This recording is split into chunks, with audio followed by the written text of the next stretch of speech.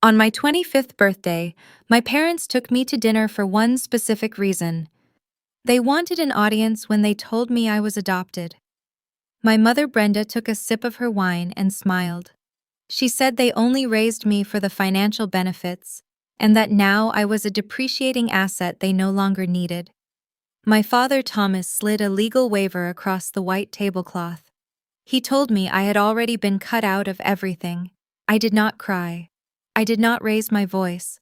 I stayed perfectly calm because they were right on schedule.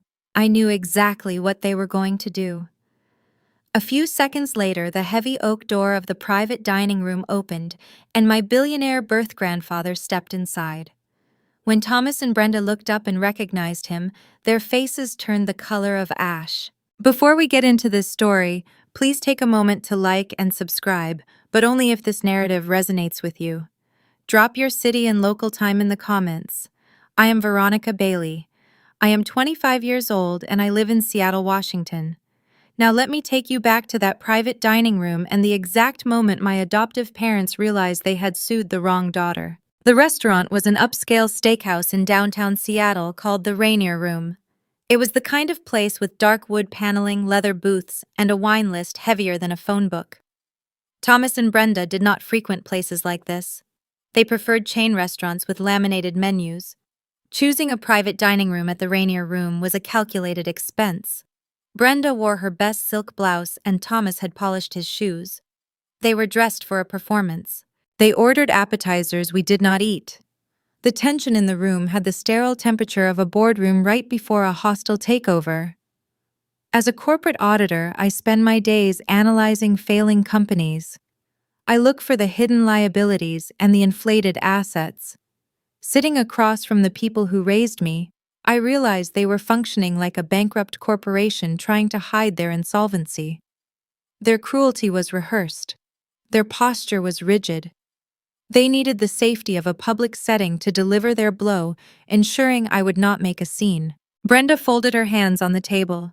She looked at me with a practiced pity that did not reach her eyes. Veronica, she began using the tone she normally reserved for returning defective merchandise. There is something we need to clarify about your place in this family. You are adopted. We took you in when you were an infant. We never planned to keep this a secret forever, but it was a practical arrangement. She paused, expecting me to shatter. She wanted me to ask questions, to beg for reassurance, to perform the role of the devastated child. I simply looked at her and waited. The silence stretched. Brenda cleared her throat and delivered the line she had been waiting years to say. There was a monthly stipend attached to your adoption, Brenda continued. It covered your expenses. That subsidy ended on your 25th birthday. You are a grown woman now, and frankly, you are no longer a viable investment for us. We only raised you for the benefits. Now you are worthless to us. She said the word worthless with a quiet satisfaction. It was the truth she had carried for 2 decades, finally brought out into the light. Beside her, Thomas opened his leather briefcase. He produced a single sheet of paper and slid it across the table. It stopped inches from my water glass. This is a waiver, Thomas said. We have restructured our estate. You are not in the will. You have no legal claim to our home or our assets. We want you to sign this acknowledgement so there is no confusion moving forward. We thought it was best to handle this cleanly. I looked down at the waiver. It was a standard legal release. The undersigned hereby waives all future claims. It was designed to intimidate a grieving daughter into walking away with nothing. They thought they held all the leverage. They assumed I was an uneducated subordinate who would blindly sign whatever they put in front of me. They did not know that for the past 3 months, I had been running a forensic audit on my own life. I had petitioned the state to unseal my original birth records. I had traced the routing numbers of that so-called adoption stipend. I knew exactly where the money came from, and I knew exactly where they had spent it. I rested my hands in my lap and studied my adoptive parents. True power does not need to announce itself. True power is quiet. It is the meticulous preparation that renders the weapons of an antagonist entirely useless. Thomas and Brenda had spent 25 years treating me like a line item. They thought their cruelty was their greatest strength. They did not realize that their greed had left a paper trail a mile long. I did not reach for the pen. I did not shed a single tear. I just took a slow sip of my ice water and let the silence fill the room. The waitress had poured the water 10 minutes earlier, and the condensation was pooling on the coaster. I focused on that small detail while the panic began to build behind my father's eyes. He expected resistance. He did not expect clinical detachment. Clinical, "Are you going to sign it?" Veronica Thomas asked. His voice carried a slight tremor. He was losing control of the narrative. I set my glass down. "Not yet," I replied. My voice was level and unaffected. Brenda shifted in her seat. The smug smile on her face began to crack at the edges. She did not understand the rules of the game we were playing because she did not realize the game had already ended. I was just waiting for the final piece of the puzzle to walk through the door.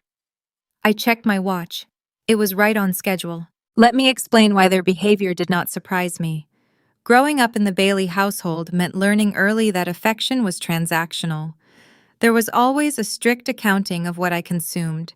If I needed new shoes, Brenda would sigh and mention the electric bill. If I wanted to join the debate team, Thomas would remind me that gasoline for the car was not free. My existence was treated as a daily tax they were forced to pay. Meanwhile, my older adoptive sister Jessica lived in an entirely different economy. Jessica received a car for her sweet 16. Jessica went to private gymnastics camps. Jessica had a closet full of designer clothes that Brenda gleefully purchased on weekend shopping trips.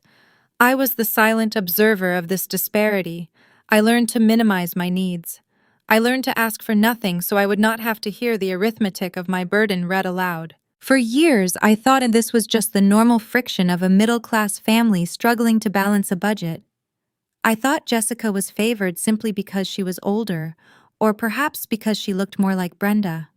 I justified their coldness because acknowledging the truth was too painful for a child. But as I grew older and pursued a degree in finance, I started to view my childhood through a different lens. I noticed the discrepancies. Thomas ran a small logistics company that barely broke. Even yet, there was always cash for Jessica and her endless list of demands.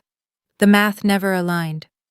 By the time I graduated and joined a corporate auditing firm, I possessed the skills to see what had been hiding in plain sight.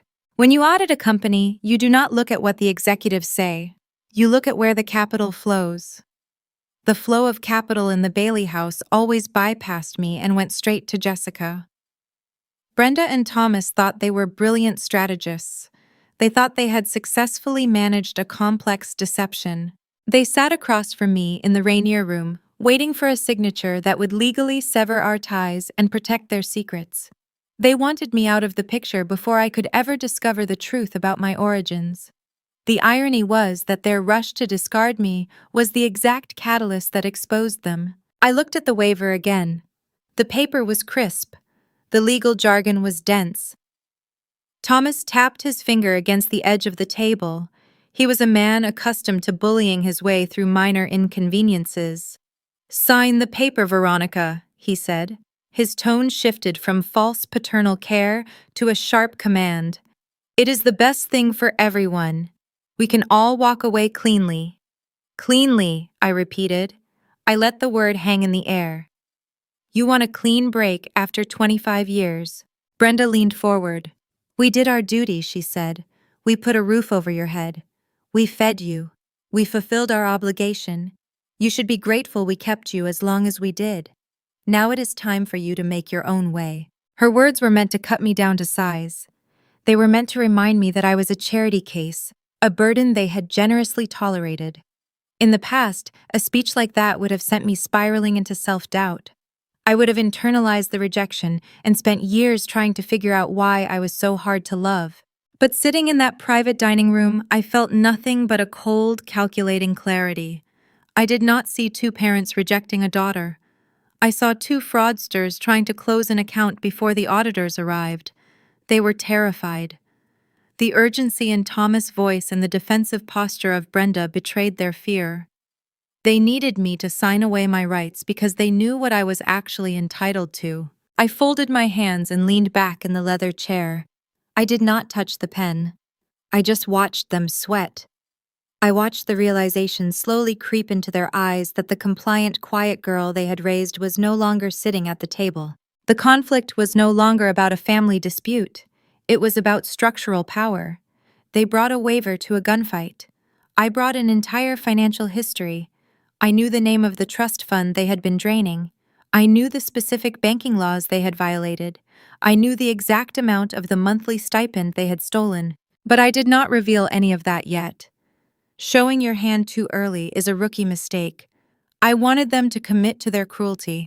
I wanted them to put their rejection on the record in front of a witness they could never manipulate. The silence in the dining room became oppressive. The clinking of silverware and the murmur of conversations from the main restaurant bled through the heavy oak door. Thomas looked at Brenda, seeking backup. Brenda glared at me, her lips pressed into a thin line. "Sign it," Brenda snapped. "Stop dragging this out, Veronica." I smiled. It was a small, polite smile. The kind of smile you give a cashier when a transaction is complete. "I am not dragging anything out, Brenda," I said. "I am just waiting for the rest of my family to arrive." Thomas frowned. "What are you talking about?" "Jessica is not coming." "I know," I replied. At that exact moment, the brass handle of the dining room door turned. The hinges glided open without a sound. The air in the room seemed to shift as the door opened. Thomas and Brenda froze. They had specifically requested a private room to avoid interruptions. They expected a waiter carrying the check. They expected privacy for their final act of betrayal. They did not expect the reality of my bloodline to walk into the room. I watched my adoptive parents. I studied the exact moment their perceived authority evaporated. They were small people who had built their entire lives on a foundation of stolen resources and unchecked ego. They thought they could discard me and walk away into a comfortable retirement financed by the money that belonged to me. They failed to understand a fundamental rule of auditing. Every transaction leaves a trace. Every stolen dollar creates a deficit. The deficit they created was not just financial, it was a deficit of truth. For 25 years, they had controlled the narrative. They told me who I was and what I was worth. They set the price of my existence at the cost of a monthly stipend. Tonight, the market was correcting itself. The true valuation of my life was about to be established, and they were going to pay the penalty for their fraudulent accounting. I kept my eyes on Thomas and Brenda as the footsteps entered the room. I wanted to remember the look on their faces when their entire world collapsed. I wanted to sear the image of their pale, panicked expressions into my memory. This was not an emotional outburst. This was not a screaming match in a crowded restaurant. This was the quiet, devastating arrival of consequences. This was the moment the illusion ended and the audit began. The man who stepped through the heavy oak door did not wear a name tag or carry a serving tray. He wore a charcoal suit, tailored with the kind of precision that makes an entire room stand at attention. He was in his early 70s with silver hair and eyes that missed absolutely nothing. This was Elias Thorne. In Washington real estate, the name Thorne is not just a title, it is an institution. He built commercial empires. He owned the skyline. Thomas stared at every morning during his agonizing commute. Elias did not storm into the dining room. He did not make a scene or demand their attention. People who hold genuine structural power never need to raise their volume. He carried a quiet gravity, the unmistakable aura of a man who could purchase this entire restaurant with a single phone call and convert it into a parking garage by Tuesday. He stepped onto the carpet and the atmosphere in the room shifted instantly. The temperature dropped. The leverage changed hands in the space of a single breath. I watched Thomas. My adoptive father fancied himself a shrewd businessman. He subscribed to every financial magazine and idolized the local titans of industry. He recognized Elias immediately. I saw the exact second the identification registered in his brain. The blood drained from his face, leaving his skin the shade of old parchment. His jaw went slack. The pen he had been holding to force my signature slipped from his fingers and clattered onto the white tablecloth. Brenda followed his gaze. She did not read the Financial Times, but she could read her husband. She saw his visceral terror and looked back at the older man standing near the door. Brenda was a woman who navigated the world through social hierarchy. She assessed clothing posture and jewelry to determine who she needed to impress. Looking at Elias, she calculated his net worth in an instant, and her practiced smugness dissolved into sheer panic. Elias did not look at them. He did not spare them a single glance. For narcissists like Thomas and Brenda, being ignored is a fate worse than being yelled at. They had orchestrated this dinner to be the center of attention, to perform their superiority and revel in their cruelty. Elias bypassed their chairs entirely, reducing them to the status of decorative furniture. He walked straight to my side of the table and stopped. "Hello, Veronica," he said. His voice was warm but grounded, a steady anchor in a room that was rapidly destabilizing. "Hello, Elias," I replied. It was the first time we had spoken in person, but we had spent the last 3 months communicating through secure channels and specialized attorneys. I knew his history. He was a man who had spent decades searching for a ghost. My biological mother had been his only child. Their estrangement over a corporate dispute was the singular regret of his life. She passed away when I was an infant, leaving me to vanish into the foster system before Elias even knew she had been pregnant. He had spent a fortune trying to locate his bloodline. When my own forensic audit finally intersected with his private investigators, the resulting revelation brought a billionaire to my table on a Tuesday night. Elias reached into his breast pocket and withdrew a heavy cream-colored envelope. The paper was thick woven linen sealed with unbroken wax. He placed it gently on the tablecloth directly next to the cheap printer paper waiver Thomas had tried to make me sign. The visual contrast between the two documents told the entire story of my life. On the left was a crude attempt to discard me. On the right was the foundational charter of a multi-generational trust. I looked at the envelope and then at my adoptive parents. This is where I learned the most valuable lesson about leverage. The strongest position in any room is the one that never has to announce its net worth. We did not need to shout our victory. The truth was doing all the heavy lifting. In modern American society, wealth is often performed loudly by those who have very little of it. Thomas leased luxury cars he could barely afford just to look successful. Elias owned the bank that issued the lease. Thomas and Brenda were sitting 2 feet away from a man who controlled billions, realizing they had just spent 25 years treating his sole heir like a depreciating asset. They had charged me for groceries. They had complained about the cost of my winter coats. They had proudly declared me worthless and severed our legal ties, all while sitting in the blast radius of a financial titan. The psychological dismantling of the Baileys happened in silent, real time. I could almost hear the gears grinding in the head of my adoptive mother as she tried to reconcile her actions.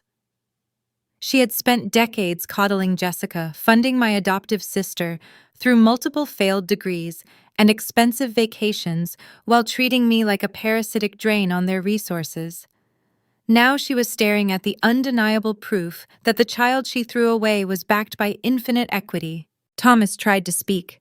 His survival instinct kicked in, overriding his shock. He attempted to put on his best corporate face, the one he used to charm minor clients at his failing logistics firm. He desperately wanted to reframe the narrative before the ground collapsed completely beneath his feet. "Mr. Thorne," Thomas stammered. His voice cracked. The false paternal authority he had wielded 10 minutes ago was entirely gone. "We had no idea. If we had known you were connected to Veronica, we would have reached out. There is a misunderstanding here. We were just finalizing some family paperwork." Elias finally turned his head to look at Thomas. The older man did not glare. He simply looked at my adoptive father the way one might inspect a structural defect in a concrete foundation. "I do not speak to thieves," Elias said. The tone was conversational, devoid of anger, but carrying the weight of a judge issuing a final sentence. The word hung in the air. Thieves. Thomas recoiled as if he had been physically struck. Brenda let out a short, high-pitched gasp and pressed her hand over her mouth. They were middle-class suburbanites who prided themselves on their spotless reputation in their gated community. Being called a thief by a man of this stature was a social execution, but Elias was not throwing a careless insult. He was stating a legal fact. That cream-colored envelope on the table contained more than just a welcome to the family. It contained the initial findings of the private forensic accountants Elias had hired the moment we connected. While Thomas and Brenda thought they were successfully hiding their theft of my adoption stipend, the Thorne estate had already mapped every fraudulent transfer spanning 2 decades. I watched Thomas frantically glance between the legal waiver he brought and the thick envelope Elias delivered. The puzzle pieces were snapping together in his mind. He realized the waiver was useless. He realized his secret was out. He realized the quiet, compliant daughter he thought he could intimidate had quietly built a legal guillotine, and he had just placed his own head on the block. Brenda reached her hand out across the table toward me. Her fingers were trembling. The woman who had smirked while pricing my existence was now desperate for a lifeline. She realized her social currency was bankrupt, and she was trying to salvage whatever connection she could. Veronica, Brenda whispered. Her eyes were wide and pleading. "What is in that envelope? What did you tell him?" I did not reach back. I let her hand hover over the white tablecloth, unsupported and ignored. The dynamic had shifted irreversibly. They were no longer the parents dictating the terms of my survival. They were hostile liabilities facing a catastrophic audit. "I did not tell him anything, Brenda," I said. "I just showed him the bank statements." The mention of bank statements was the final nail. The color left her face entirely. The arrogance that had sustained them for 2 decades evaporated, leaving nothing but raw, unmitigated fear. They were trapped in a room with the 2 people who knew exactly what they had done, and the conflict was only just beginning because the documents on the table were about to trigger a chain reaction that would tear their comfortable stolen life down to the studs. The words bank statements hung in the air of the private dining room like a drawn blade. Brenda stared at me, her hand still hovering over the white tablecloth. To understand why a simple financial term paralyzed a suburban matriarch, you have to look at the economic architecture of the Bailey household. I learned to read a balance sheet at 14, not out of ambition, but out of pure survival.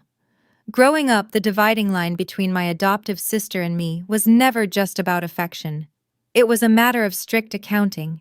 Jessica was treated as a blue-chip stock. She represented the image Thomas and Brenda desperately wanted to project to their affluent neighbors.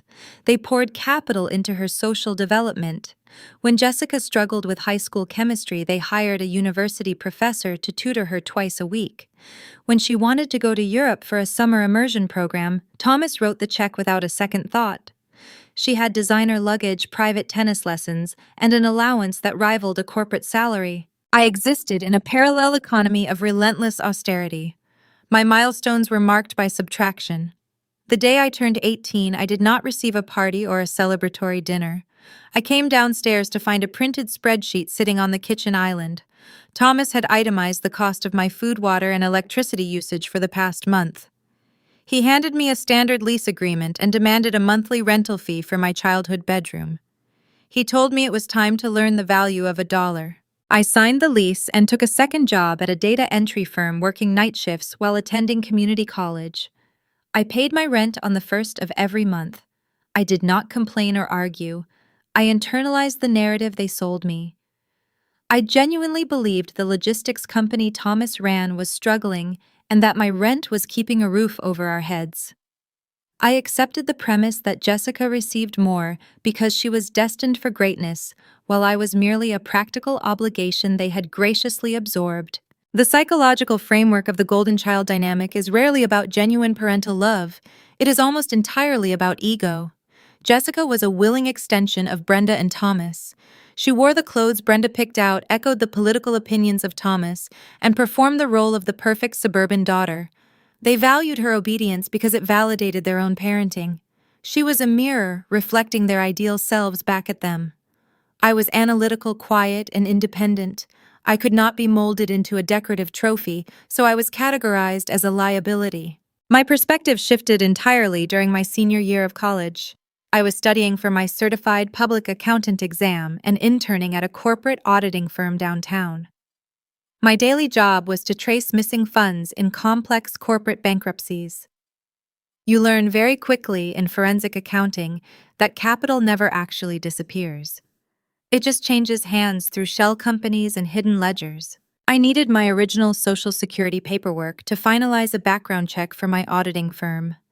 Thomas refused to give me the key to his home office safe, claiming he had misplaced it and would look for it later. I knew he was lying. I waited until they went to a weekend wine tasting event in Napa Valley with Jessica.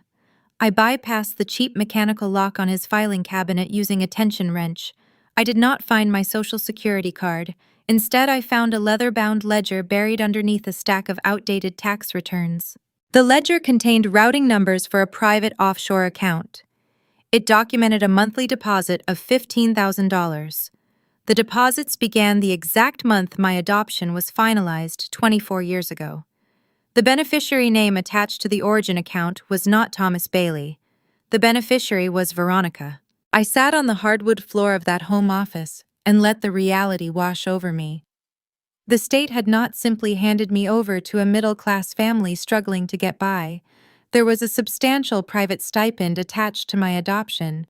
It was a trust meant to ensure my health, education, and future security. Thomas and Brenda had never been struggling. They had been stealing. I opened my laptop and cross-referenced the deposit dates in the ledger with the withdrawal history of their primary accounts. The paper trail was pristine in its cruelty. Every time the $15,000 cleared the offshore account, a corresponding amount was transferred into the personal checking account of Thomas. I matched the dates of those transfers to the Bailey family milestones. The month Thomas bought Jessica a new imported sedan, $14,000 was pulled from my fund. The semester Jessica went to Paris, $12,000 was siphoned out to cover her luxury accommodations. The custom kitchen remodel Brenda bragged about to the neighbors was financed entirely by my stolen college tuition. My deprivation was not a byproduct of poverty. It was their actual business model. They were systematically draining my educational stipend to fund the extravagant lifestyle of their golden child. The rent they charged me at 18 was pure, unadulterated greed. They were charging me to live in a house subsidized by my own hidden wealth. The betrayal felt like a physical weight pressing down on my chest. A normal 21-year-old would have confronted them the moment they returned from Napa Valley. Most people would have screamed, thrown the ledger on the kitchen counter, and demanded answers. That is the natural emotional response to discovering your entire childhood was a financial crime. I did not scream. I took a deep breath and looked at the numbers. Confrontation is a tactical error when dealing with narcissists. If I yelled at Thomas, he would have immediately shifted into damage control. He would have gaslighted me, claimed the money was for my general upkeep, and then destroyed the remaining paper trail before I could secure it. I chose process over outbursts. I took out my phone and photographed every single page of the ledger. I captured every routing number, signature, and date in high resolution. I placed the ledger back in the cabinet exactly how I found it and relocked the door. I walked out of that house and never mentioned a single word of it to my adoptive parents. I spent the next 4 years building my career as an auditor and quietly assembling an airtight legal case. I used my salary to hire an independent private investigator. We traced the origin of the offshore account, bypassing the shell companies until we hit the bedrock. The funds originated from the Thorne estate. I bypassed the emotional drama of a family confrontation and reached out directly to the legal representation of Elias Thorne. I presented them with a 50-page forensic audit of my own life, documenting every stolen dollar. That quiet preparation is the exact reason Elias was standing in the private dining room tonight. We had built the trap in total silence. Thomas and Brenda had no idea that the daughter they charged rent was the same corporate auditor who just mapped their federal fraud. They thought they were discarding a helpless dependent. Back in the restaurant, the air was thick with the suffocating realization of their impending doom. Brenda finally lowered her trembling hand. Thomas stared at the cream-colored envelope Elias had placed down, as if it were an active explosive. The initial shock was beginning to wear off, replaced by the terrifying need to survive the fallout. Thomas reached toward his suit jacket, searching for his phone to call his lawyer. He was about to realize that no local attorney could save him from the documents resting on that white tablecloth. Thomas moved his hand toward the inner pocket of his suit jacket. His fingers trembled as he reached for his phone. He operated under the delusion that a quick call to his local business attorney could somehow untangle him from the mess he had created. He wanted to dial a number and have another man fix his mistakes. Elias Thorne did not even blink.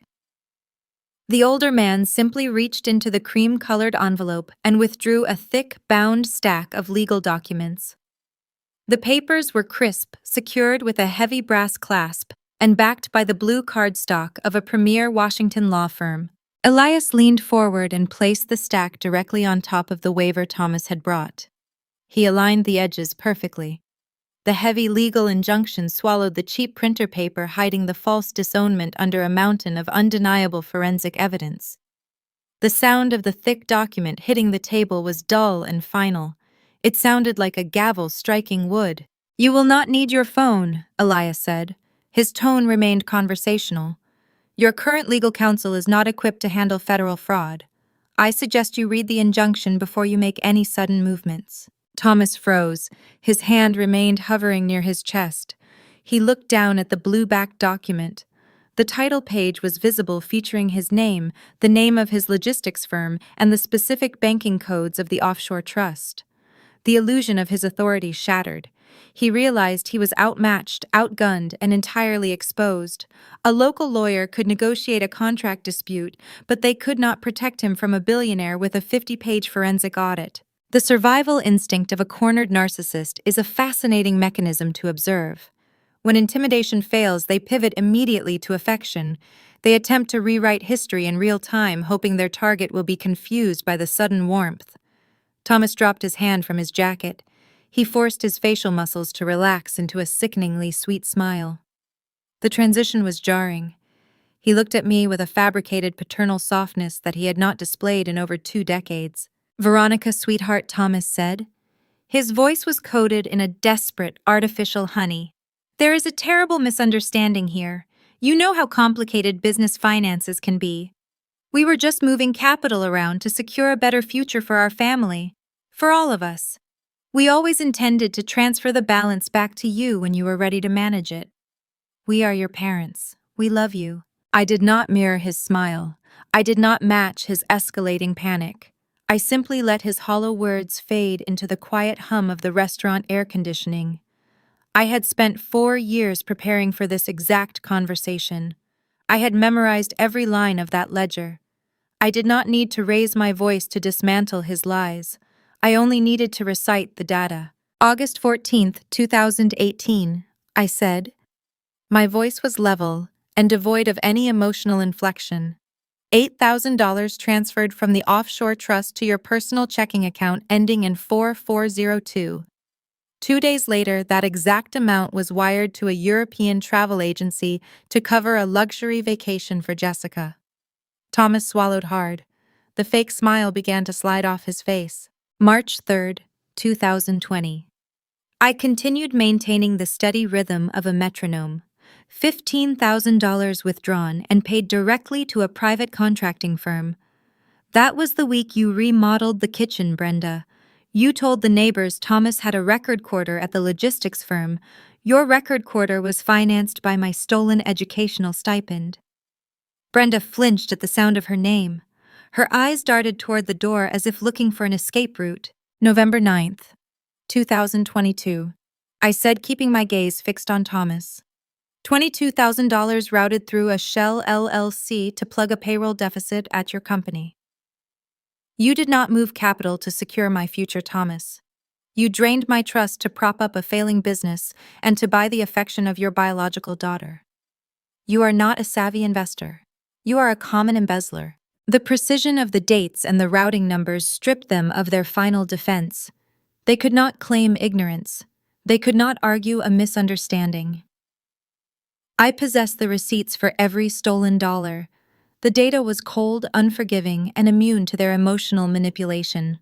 Brenda tried the only tactic she had left. She reached across the white tablecloth. Her hands stretched toward mine, her fingers grasping at the empty air between us. Her eyes were welling with tears. It was a practice performance.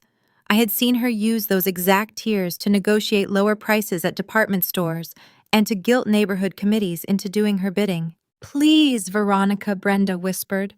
Her voice was trembling. "Do not do this to us. We raised you. We are your family. You are our daughter." I looked at her hand. I did not feel a single pang of guilt. I smoothly pulled my own hands back, resting them in my lap, far out of her reach. Her fingers curled into an empty fist against the table. This is the moment I characterize as the death of sentiment. It is a profound realization that changes the trajectory of a life. When people who have treated you with systemic cruelty suddenly invoke words like love and family, they are not offering affection. They are offering a counterfeit currency. They use sentiment as a shield because they know they have lost the battle of facts. For 25 years, the concept of family was used as a weapon to keep me compliant. They demanded loyalty while providing neglect. They demanded gratitude while actively stealing my resources. Now facing federal scrutiny, they wanted to hide behind the very institution they had corrupted. They wanted me to value our shared history more than I valued my own justice. Love is not a get-out-of-jail-free card, I told them. Family is not a liability shield. You do not get to price me like a defective asset and then claim paternal devotion the moment the audit begins. Thomas leaned forward, his desperation leaking through his carefully constructed facade. "What do you want, Veronica?" He hissed the words. "You want to see us ruined. You want revenge for a few missed birthdays. You want to destroy your own family." I looked at him with the clinical detachment of a professional auditor finalizing a penalty report. "I am not seeking revenge, Thomas," I said. "Revenge is emotional. Revenge requires me to care about your feelings. I do not care about your feelings. I am seeking structural restitution. You stole capital that did not belong to you. The injunction on this table freezes your personal and business accounts pending a federal investigation. Every dollar will be accounted for. Every asset you purchased with my money will be liquidated and returned to the Thorne estate. You are going to pay back the principal, and you are going to pay the interest." The color vanished from Brenda's face. The tears stopped falling. The reality of a frozen bank account carries a sobering weight that no amount of fake crying can cure. She looked at the blue-backed document on the table, realizing it was a tombstone for her comfortable suburban life. She would lose the custom kitchen. She would lose the country club membership. She would lose the social status she had purchased with my inheritance. I did not take the injunction back. I left it sitting in the center of the table right where Elias had placed it. It served as a monument to their greed. They had walked into this restaurant expecting to force me into signing away my legal rights. Instead, they were forced to sit across from the physical evidence of their own destruction. The silence returned to the private dining room. It was not the tense, expectant silence of the beginning of the dinner. It was the hollow, suffocating silence of a definitive defeat. Thomas stared at the injunction, his breathing shallow and rapid. Brenda pulled her hand back and wrapped her arms around her own waist, shivering in the climate-controlled air. They had nothing left to say. Their currency was useless. Their leverage was gone. I had successfully closed the ledger on my adoptive parents. But the evening was far from over. The architecture of a family built on lies rarely collapses in just one section. While Thomas and Brenda sat in the ruins of their financial fraud, the door to the private dining room remained unlocked.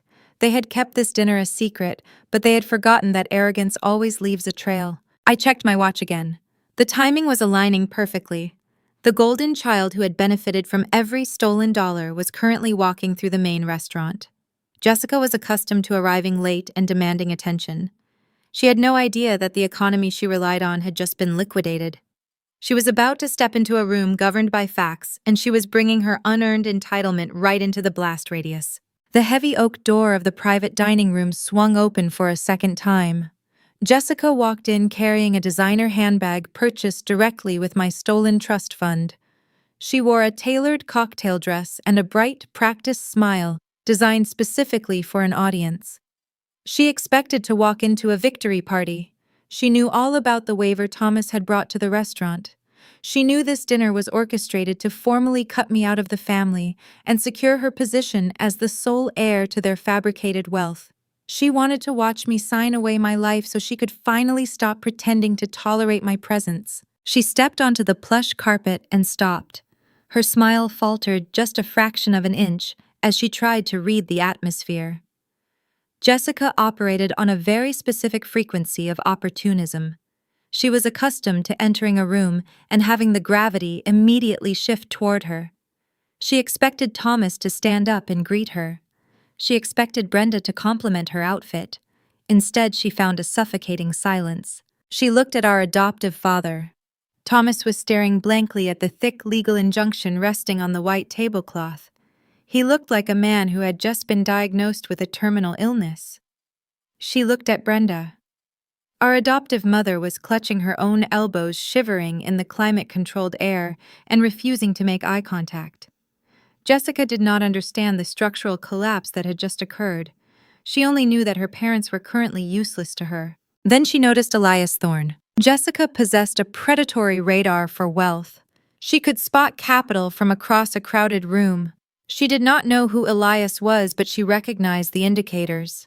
She saw the bespoke charcoal suit. She saw the vintage watch resting on his wrist. She recognized the quiet posture of a man who owned the airspace he occupied. In her mind, every wealthy older man was simply a new mark. She assumed her status as the golden child was a universal passport that would grant her access to any table she approached. She assumed Elias was a business associate Thomas had invited to witness my humiliation. She decided to co-opt his presence and insert herself into his narrative. She smoothed her dress and walked toward his side of the table, projecting a manufactured confidence. "Good evening," Jessica said. Her voice was pitched perfectly to sound charming and deferential. "I am Jessica. Thomas and Brenda are my parents. I do not believe we have had the pleasure of meeting." She extended her hand toward Elias. It was the same gesture she had used 1,000 times to network her way into exclusive country clubs and secure favors from local politicians. It was her primary currency. Elias did not take her hand. He did not even shift his weight. He looked at her extended fingers and then slowly raised his eyes to meet her gaze. He looked at her with the clinical detachment of an inspector finding a fatal flaw in a building foundation. "I do not share my table with guests who have never earned their own seat," Elias said. His voice was not loud. It carried no anger and no malice. It was simply a statement of objective fact. He delivered the sentence with a cold precision that stripped the air right out of her lungs. Jessica pulled her hand back as if she had touched a hot stove. Her practiced charm evaporated in a single second. Her posture crumbled. She looked at Thomas for a lifeline, for someone to intervene and protect her ego. But Thomas kept his eyes glued to the legal document on the table. I sat back in my leather chair and watched the scene unfold. I felt no pity and I felt no anger. I simply observed her shrinking into the background. This is the ultimate tragedy of the golden child. The parents believe they are giving their favorite offspring the world by removing every obstacle and funding every desire. In reality, they are committing psychological sabotage. By shielding Jessica from every consequence and financing her life with stolen money, Thomas and Brenda had rendered her entirely incompetent. Jessica was never taught how to build her own life. She never had to defend a thesis, hold a difficult job, or navigate a closed door. Her charm was her only currency. In the closed suburban ecosystem of the Bailey household, that currency traded at a premium. In a room governed by facts and actual wealth, it was entirely counterfeit. She was an empty vessel standing on a foundation built by someone else. When that unearned privilege was challenged, she had zero internal resources to fall back on. The psychological conflict in the dining room shifted away from me and centered entirely on the Baileys. Thomas and Brenda were forced to watch their prized creation fail instantly in the real world. This was their legacy. They had ruined both of their daughters. They had alienated the child who possessed the discipline to succeed, and they had crippled the child they claimed to adore. They saw Jessica standing there humiliated and speechless, realizing she was entirely unequipped to survive outside the artificial bubble they had constructed for her. Jessica tried to recover. She opened her mouth to speak, to formulate some witty response that would restore her dignity. No words came out. She lacked the vocabulary to navigate a situation where her manipulation failed. She took a step backward, her designer heels sinking into the carpet. "Dad," Jessica whispered. Her voice was small and panicked. "What is going on? Who is this man?" Thomas finally looked up from the table. His eyes were hollow. He looked at the daughter he had bankrupted his own soul to protect. "It is over," Jessica, Thomas said. His voice sounded like dry leaves scraping across pavement. "The accounts are frozen. Everything is frozen." Jessica stared at him. Her mind struggled to process the information. She did not understand federal injunctions or forensic audits. She only understood the word frozen. That word threatened the core of her entire existence. It meant the credit cards would decline. It meant the luxury apartment rent would bounce. It meant the European vacations and the designer handbags were gone. She looked at Brenda, seeking a denial. Brenda just closed her eyes and let a single tear roll down her cheek.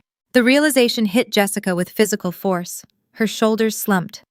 The manufactured confidence vanished, leaving behind a terrified, dependent adult. She looked at the blue-backed legal document sitting on top of the cheap waiver. Then she looked at me. She saw me sitting calmly beside a billionaire. She saw that I was not crying or begging for my place in the family.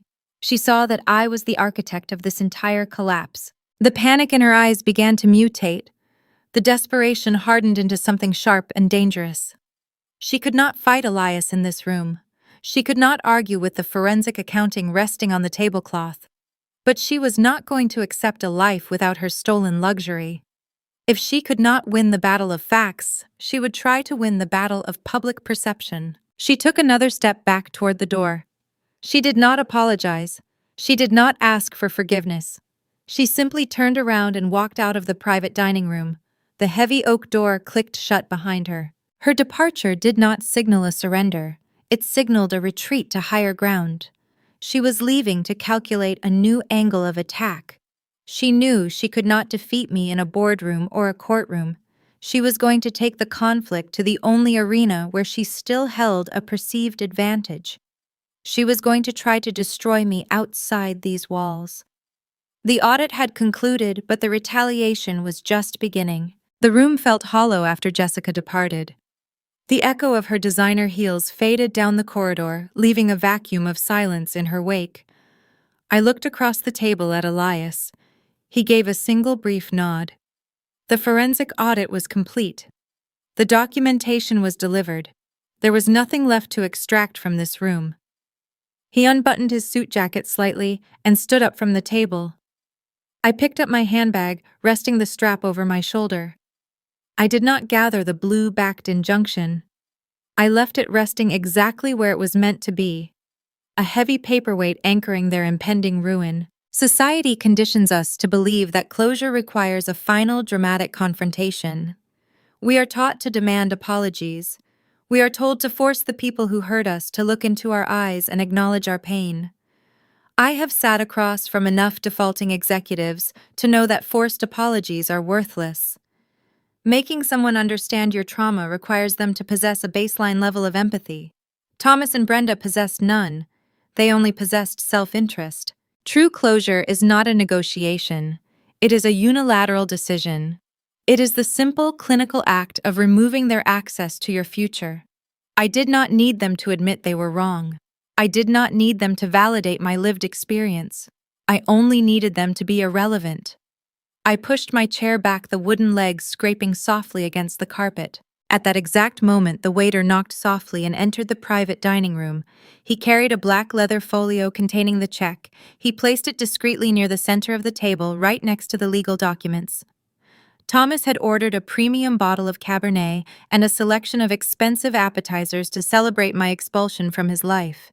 He assumed he would be paying for it with the capital he stole from my foundation. Now he was staring at a restaurant bill he could not afford while his primary accounts were locked by a federal freeze. The irony was a precise mathematical equation. A federal injunction does not wait for the next business day. The holds were already active.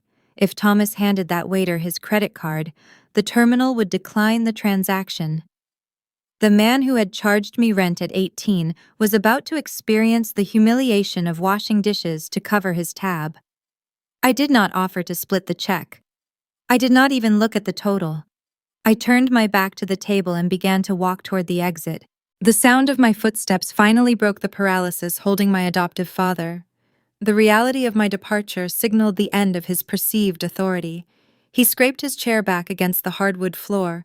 The sound was harsh and desperate. "Veronica, wait!" Thomas called out. His voice cracked, dropping the remaining pretense of corporate control. "You cannot just leave this here. We need to discuss this. We need to figure out a payment plan. You owe us a conversation." I kept walking. I did not break my stride. He took 2 steps toward the door, reaching his hand out to grab my shoulder. He wanted to use physical presence to assert the dominance he had just lost on paper. He never made contact. A man in a dark tailored suit stepped seamlessly into the doorway. He was part of the private security detail Elias employed. The guard did not draw a weapon. He did not raise his voice. He simply shifted his weight, blocking the exit, and locked eyes with Thomas. The look was a solid, impenetrable wall. It conveyed a single nonverbal promise that taking one more step would result in an immediate physical consequence. Thomas stopped cold. His hand dropped to his side. The bully who had demanded obedience in the safety of his suburban home folded instantly when faced with genuine opposition. He took a step backward, retreating to the safety of his ruined table. Elias and I walked down the carpeted hallway, bypassing the main dining area, and stepping out through the heavy glass front doors. The Washington evening air greeted us. It was crisp, carrying the faint scent of rain and wet asphalt. I took a deep breath, letting the cool air fill my lungs. For the first time in 25 years, the oxygen did not feel borrowed. I experienced the profound physical relief of a closed ledger. The psychological debt I had carried since childhood evaporated into the night sky. Conditional love is a heavy, burdensome tax. It requires you to constantly monitor your behavior to calculate your worth based on your utility to someone else. It forces you to shrink your personality to fit into a space defined by their demands. You spend every day auditing your own existence to ensure you are not taking up too much room. Stepping onto that pavement, I felt the sudden weightlessness of dropping that burden forever. I paused on the sidewalk and glanced back through the tinted glass of the restaurant facade. I could not see into our specific private room, but I knew exactly what was happening inside. Thomas and Brenda were trapped. They were isolated in a high-end establishment staring at a legal document that guaranteed their bankruptcy and a dinner bill they could not settle. They were trapped in a prison of their own design, constructed brick by brick with my stolen inheritance. I realized then that silence and distance are the most impenetrable boundaries a person can build. You do not need to construct walls when you simply stop providing the bridge. I had cut the bridge. They were stranded on the other side, isolated with the consequences of their own actions. A black town car idled at the curb. The driver stepped out and opened the rear door for us. Elias gestured for me to enter first. I slid into the leather seat and he followed, closing the door behind us. The interior of the car was quiet, insulated from the noise of the city street. The engine purred smoothly as we pulled away from the curb, leaving the restaurant and my adoptive family in the rearview mirror. The financial war was over. The audit had successfully neutralized the threat. I had secured my independence and reclaimed my stolen resources. But as the streetlights swept across the interior of the car, I felt a new, entirely different kind of tension taking root in my chest. Surviving an abusive environment requires you to become a fortress. You build defenses, you learn to identify threats, and you treat every interaction as a potential transaction. You become very good at fighting. You become very bad at receiving. I was heading toward a sprawling estate owned by a biological grandfather I had only known through formal legal correspondence and financial records. Elias had deployed his considerable resources to protect me without asking for a single concession in return. He had sat at that table and defended my honor. He wanted to give me a family. He wanted to provide unconditional care. For a woman raised to believe her only value was her financial utility, the prospect of being wanted simply for existing was terrifying. The armor I wore to defeat Thomas and Brenda was useless in this new environment. I knew how to navigate hostility. I knew how to expose a fraud. I had no idea how to accept genuine kindness.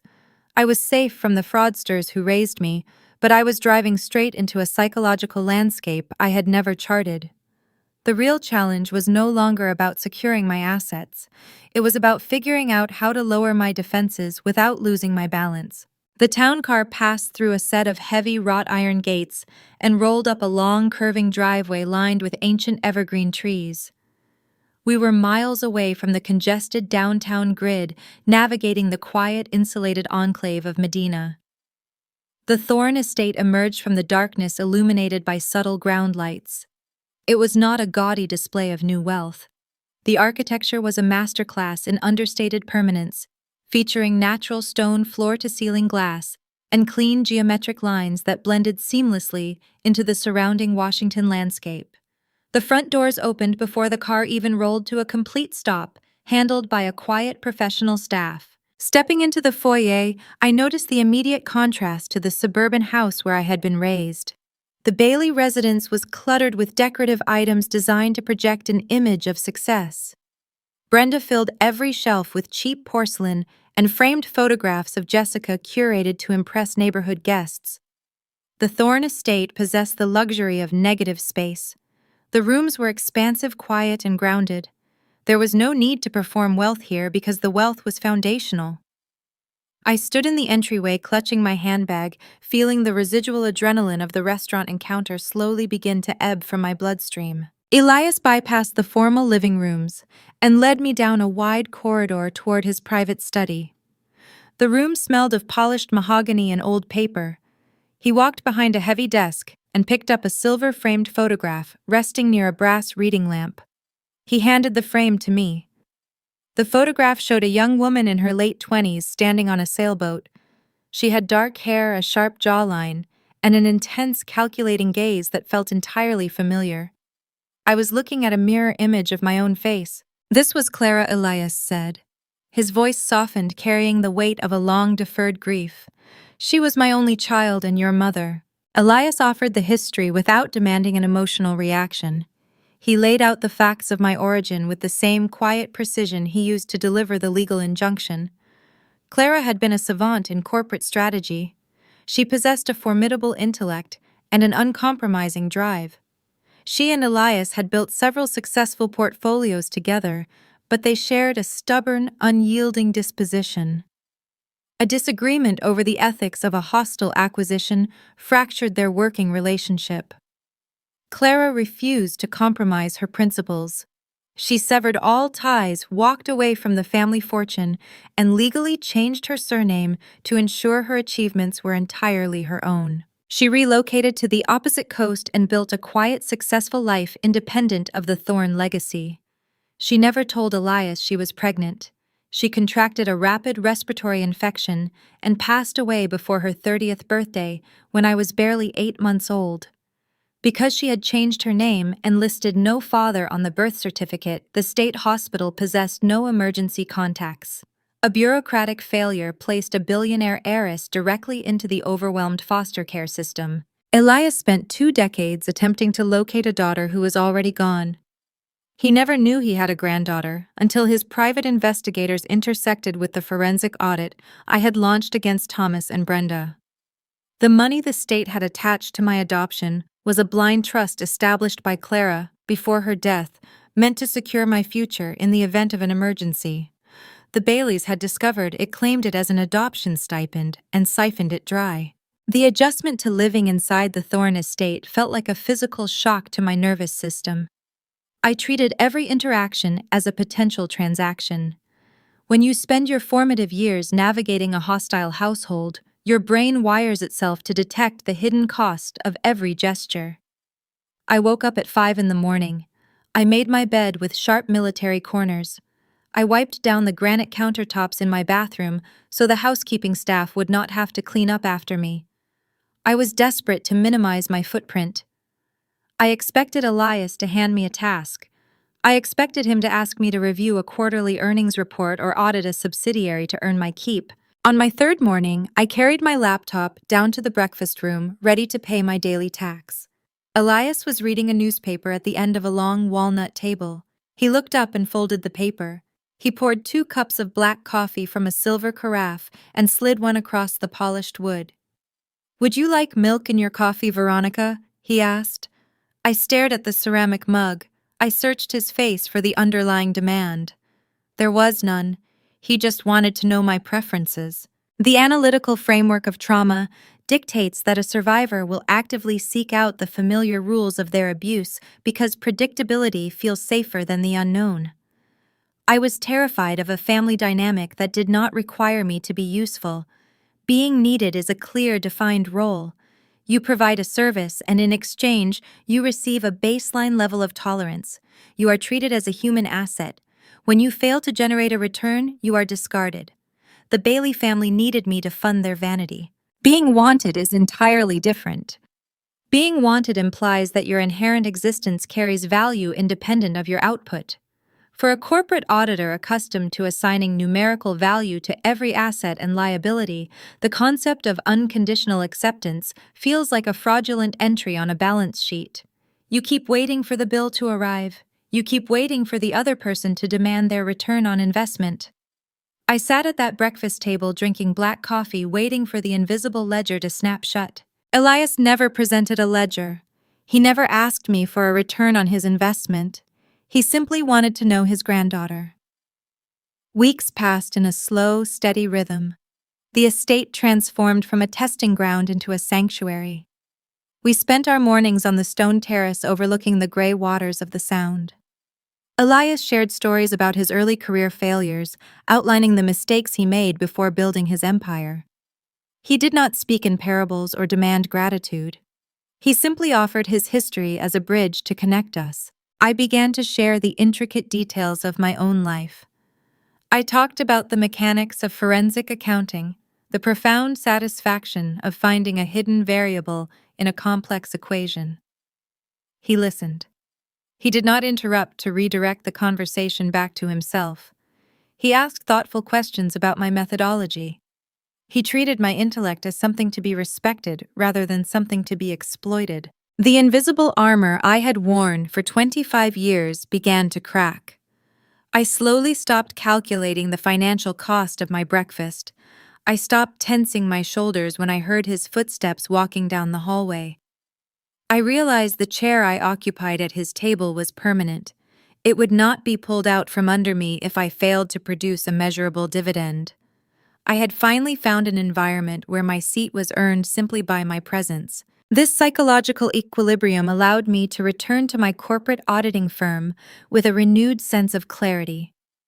I stepped back into my professional role, not as an escape from a hostile home life, but as a genuine pursuit of my own ambition.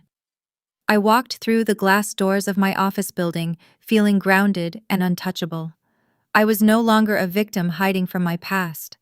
I was a professional operating from a foundation of absolute security. But a structural collapse in the suburbs does not stay quiet.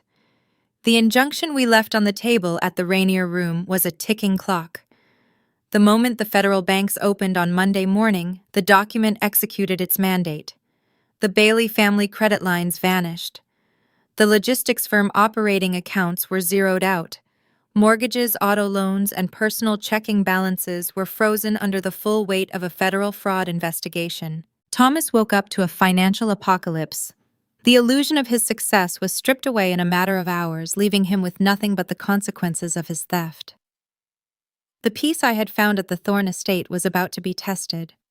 The man who had spent 2 decades stealing my future was not going to accept his ruin in silence. He was currently driving toward the downtown financial district, desperate to reclaim his stolen authority. The conflict was leaving the private dining room and heading straight for the lobby of my corporate office. Monday morning in downtown Seattle brings a specific kind of kinetic energy. The lobby of my corporate auditing firm is an expanse of polished marble, structural glass, and brushed steel. It is an environment designed to intimidate the unprepared and reward the meticulous. I arrived at 8 o'clock carrying a coffee, and my leather briefcase feeling a profound sense of equilibrium. The weekend spent at the Thorne estate had fortified my defenses.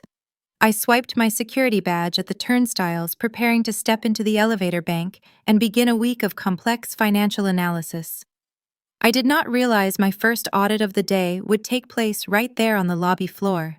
The revolving glass doors spun rapidly. Thomas Bailey burst into the atrium.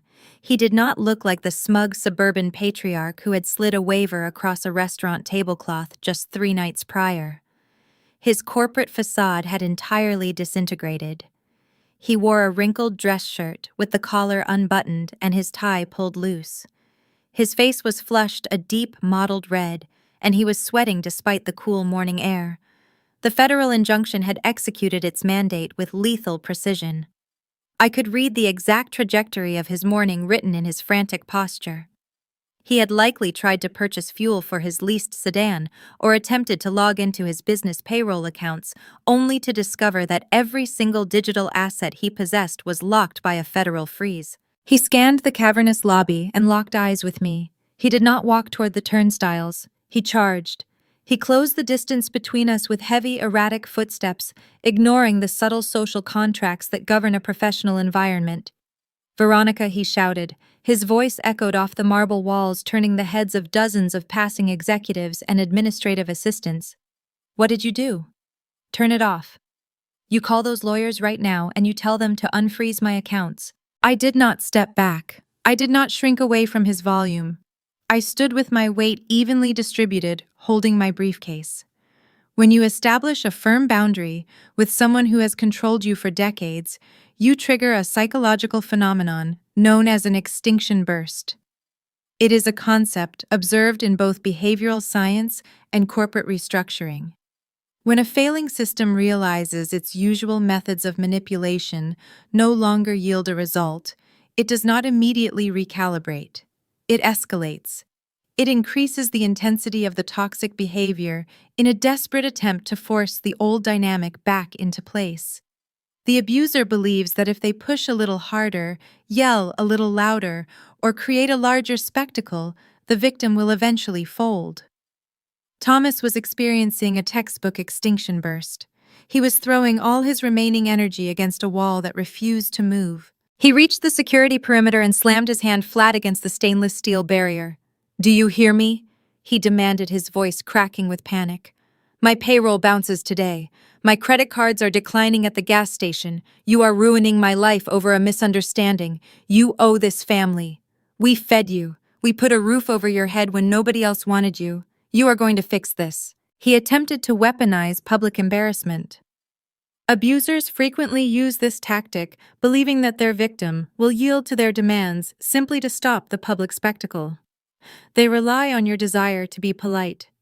They expect your fear of judgment from strangers to override your commitment to your own safety. I looked at Thomas and viewed him not as a father figure, but as a hostile vendor whose contract had been terminated for cause. In forensic accounting, we are taught to remove emotion from the data. A fraudulent transfer is just a data point. I applied this exact methodology to the man screaming in the lobby.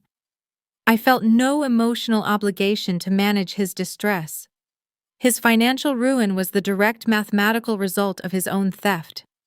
I refused to absorb the shame that rightfully belonged to him. "I do not negotiate with embezzlers," I said. My voice was pitched low, professional, and entirely flat. It did not carry through the lobby. It was meant only for him. "You have no jurisdiction here, Thomas. You are trespassing in a private commercial building. I suggest you leave before you turn a federal investigation into a local arrest record." The quiet delivery of my words shattered his remaining composure. A man whose entire authority relied on the submission of a child cannot process the reality of that child becoming an immovable object. Without my fear to sustain his ego, he had no identity left. He unraveled in real time. He reached over the security barrier, his fingers grabbing blindly at the sleeve of my blazer, attempting to physically pull me toward him. He wanted to shake me. He wanted to physically force me back into the subservient role I had occupied for 25 years. I did not panic. I simply stepped out of his reach and raised my right hand, signaling the main security desk. The building employed a dedicated security detail trained to handle corporate espionage and hostile terminations. Two guards dressed in dark tactical suits closed in on Thomas within seconds. They did not ask him to leave politely. They grabbed him by the shoulders, peeling him off the stainless steel barrier. "Get your hands off me!" Thomas yelled, struggling against their grip. "I am her father. She is my daughter. You cannot do this. I am an executive." The guards ignored his protests. They executed their protocols with clinical efficiency. They twisted his arms behind his back and forced him to walk in reverse toward the revolving doors. Thomas lost his footing on the polished marble. His expensive leather shoes slipped, and he was practically dragged the last 30 feet. He shouted threats and curses, stripping away the final veneer of his suburban respectability. He looked small, pathetic, and entirely out of control. I watched him being pushed out onto the concrete pavement. I felt a profound clinical detachment. I did not feel pity for the man being humiliated in public. I felt the deep, enduring satisfaction of a balanced equation. Setting boundaries often provokes an abuser to escalate their attacks, but maintaining that boundary is the exact mechanism that breaks them. By refusing to engage in his emotional chaos, I forced him to absorb the full impact of his own reality. He was standing on the sidewalk outside a building he could never enter, locked out of a financial system he could no longer exploit. The illusion of his power ended at the edge of that revolving door. I walked over to the main security desk. The head of security, a retired police lieutenant named Marcus, looked at me with professional concern. I smoothed the lapel of my blazer, fixing the slight crease Thomas had caused. "I need the incident report finalized within the hour, Marcus," I said. "I also need the surveillance footage from the lobby cameras covering the last 10 minutes compressed into a secure file and emailed directly to my desk." Marcus nodded and began typing into his terminal. I treated the ambush exactly as it was, a liability that required documentation. When dealing with individuals who construct their lives on deception, documentation is your ultimate defense. It removes their ability to control the narrative. A verbal recount is a matter of interpretation, but high-definition video showing an unprovoked physical assault is an undeniable fact. I took the elevator to my floor, walked to my office, and forwarded the digital security file directly to the legal team at the Thorne estate. I instructed them to attach the footage to our existing injunction and file for an immediate restraining order. I secured my perimeter, preventing Thomas from ever approaching my workplace or my new residence again. I closed the email client, feeling the quiet triumph of a successfully executed protocol. I sat down at my desk, opened my spreadsheets, and began my workday. The physical confrontation was over, but the collapse of the Bailey family was a contagion spreading rapidly through their household. Thomas had failed to bully me in person. He would return home defeated and stripped of his resources, facing a wife who now realized their standard of living was gone forever. But he was not the only parasite feeding off my stolen trust fund. Across the city, Jessica was waking up to the same financial apocalypse. Her credit cards were linked to the same frozen accounts. The golden child was experiencing her own sudden withdrawal from unearned luxury. She possessed no professional skills and no leverage in a courtroom. She knew she could not defeat me with a legal brief or a physical ambush. Instead, she was preparing to launch an asymmetrical attack, moving the conflict into an arena where facts mattered less than optics. She was getting ready to broadcast her desperation to the world. The physical ambush orchestrated by Thomas was a failure of brute force. He attempted to use his physical presence to reclaim a dominance he had lost on paper. When that tactic resulted in him being dragged across a marble lobby by building security, the Bailey family had to pivot. Thomas was neutralized, stripped of his mobility, and trapped in a web of federal holds. But the ecosystem of a toxic family is remarkably adaptive. When the patriarch fails, the golden child activates a different set of protocols. Jessica did not possess the courage to confront me in person. She lacked the financial literacy to challenge the forensic audit. She existed entirely in a curated digital reality. When her credit cards declined and her luxury apartment threatened eviction, she did not seek employment. She opened an application on her phone and went to war. The architecture of a smear campaign is a fascinating psychological study. It is a tool utilized exclusively by individuals who have lost actual control over a person. When an abuser can no longer control your actions, they will frantically attempt to control how other people perceive you. It is a predictable algorithm of weaponized victimhood. Jessica took to social media to rewrite the history of our entire existence. She posted a long emotional narrative accompanied by a childhood photograph. The image showed the two of us standing on a suburban lawn. I was 8 years old wearing a hand-me-down sweater. She was wearing a brand new custom dress. Her caption was a masterclass in digital manipulation. She painted a picture of a benevolent middle-class family that had graciously rescued a destitute orphan from the streets. She detailed the sacrifices Thomas and Brenda had supposedly made to provide me with a stable home. Then she delivered the pivot. She claimed that the moment I achieved corporate success, I abandoned them. She accused me of turning my back on the people who fed me, fabricating a story where I used a legal loophole to steal the family business and force my aging parents into poverty. She concluded the post by asking her followers for prayers during this devastating betrayal. The post gained immediate traction within their affluent suburban network. Country club acquaintances and neighborhood committee members flooded the comment section with outrage. They praised Jessica for her resilience and condemned me for my ingratitude. My phone began to vibrate with incoming messages from distant relatives and former high school classmates demanding an explanation. The instinctive response for most people facing a public smear campaign is to defend themselves. The natural urge is to log online, post the actual bank statements, and prove the liar wrong. We are conditioned to believe that the truth requires our vocal defense. That is a dangerous trap. Engaging in a public argument with a narcissist validates their premise. It acknowledges that there is a debate to be had.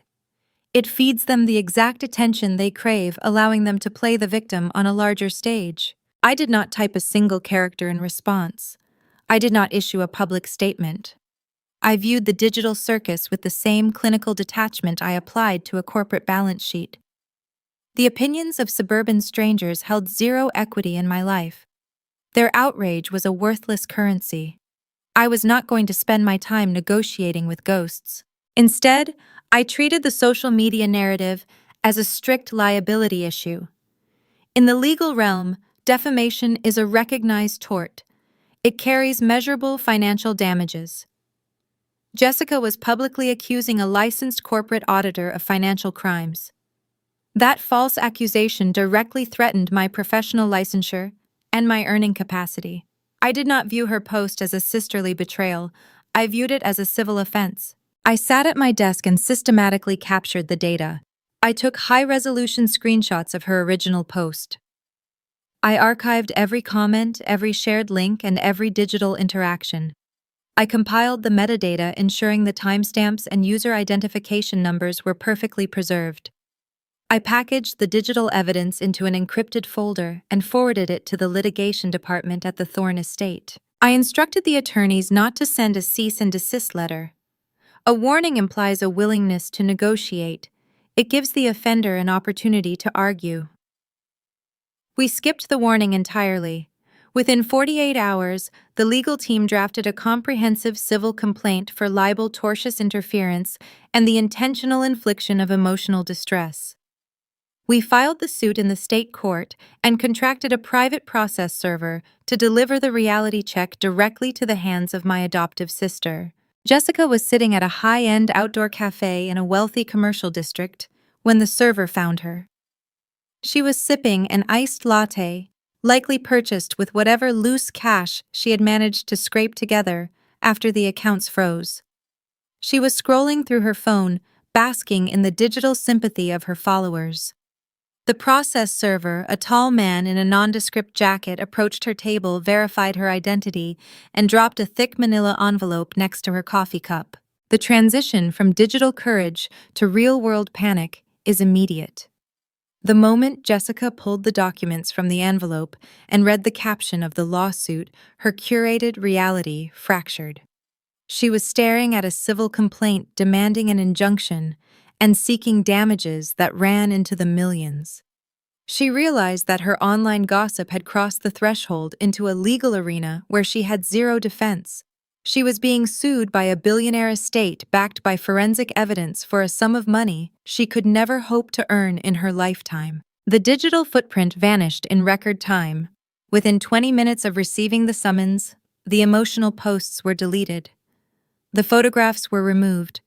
Her social media profiles were locked and scrubbed clean.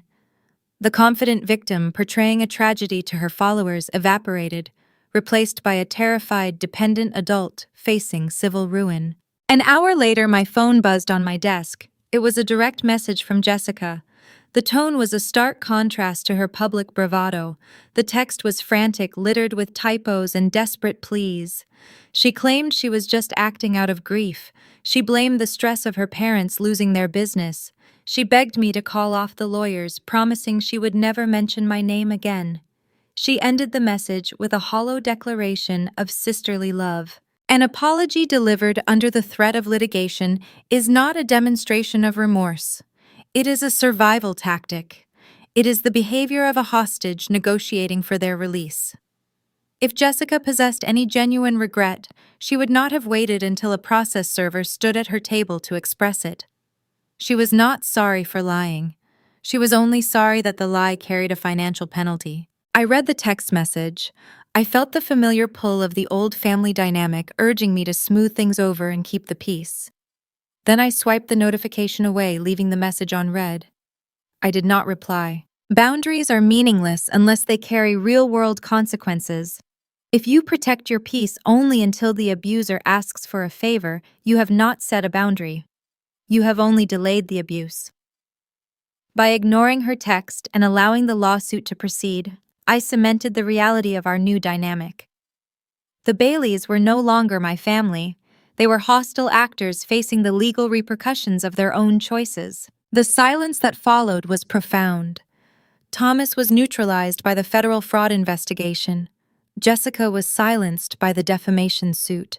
The noise of my past was systematically dismantled, leaving an expanse of quiet, clear space in its wake. I had secured my perimeter. The hostile forces were contained. This cleared the path for the actual foundation of my future to be laid. With the liabilities managed, it was time to address the assets. The battle for my independence was over. The time had come to formalize my place within a legacy I had never asked for, but was determined to command. Elias was waiting to initiate a transfer of wealth that would rewrite the trajectory of my life, ensuring I would never be vulnerable to the whims of a fraudulent family again. The conflict of my past was fading, replaced by the immense weight of an unprecedented future. The morning after the process server delivered the defamation lawsuit to my adoptive sister, I sat in the formal library of the Thorne estate. The room smelled of aged leather and binding glue. Elias sat across from me at a long mahogany table, alongside his lead corporate attorney. Between us rested a single linen portfolio. The document inside was the formal transfer of the $25 million trust fund established by my biological mother. The legal friction was over. We were moving into the phase of execution. Elias did not treat this moment as a charitable donation. He did not ask for gratitude or expect a display of tears.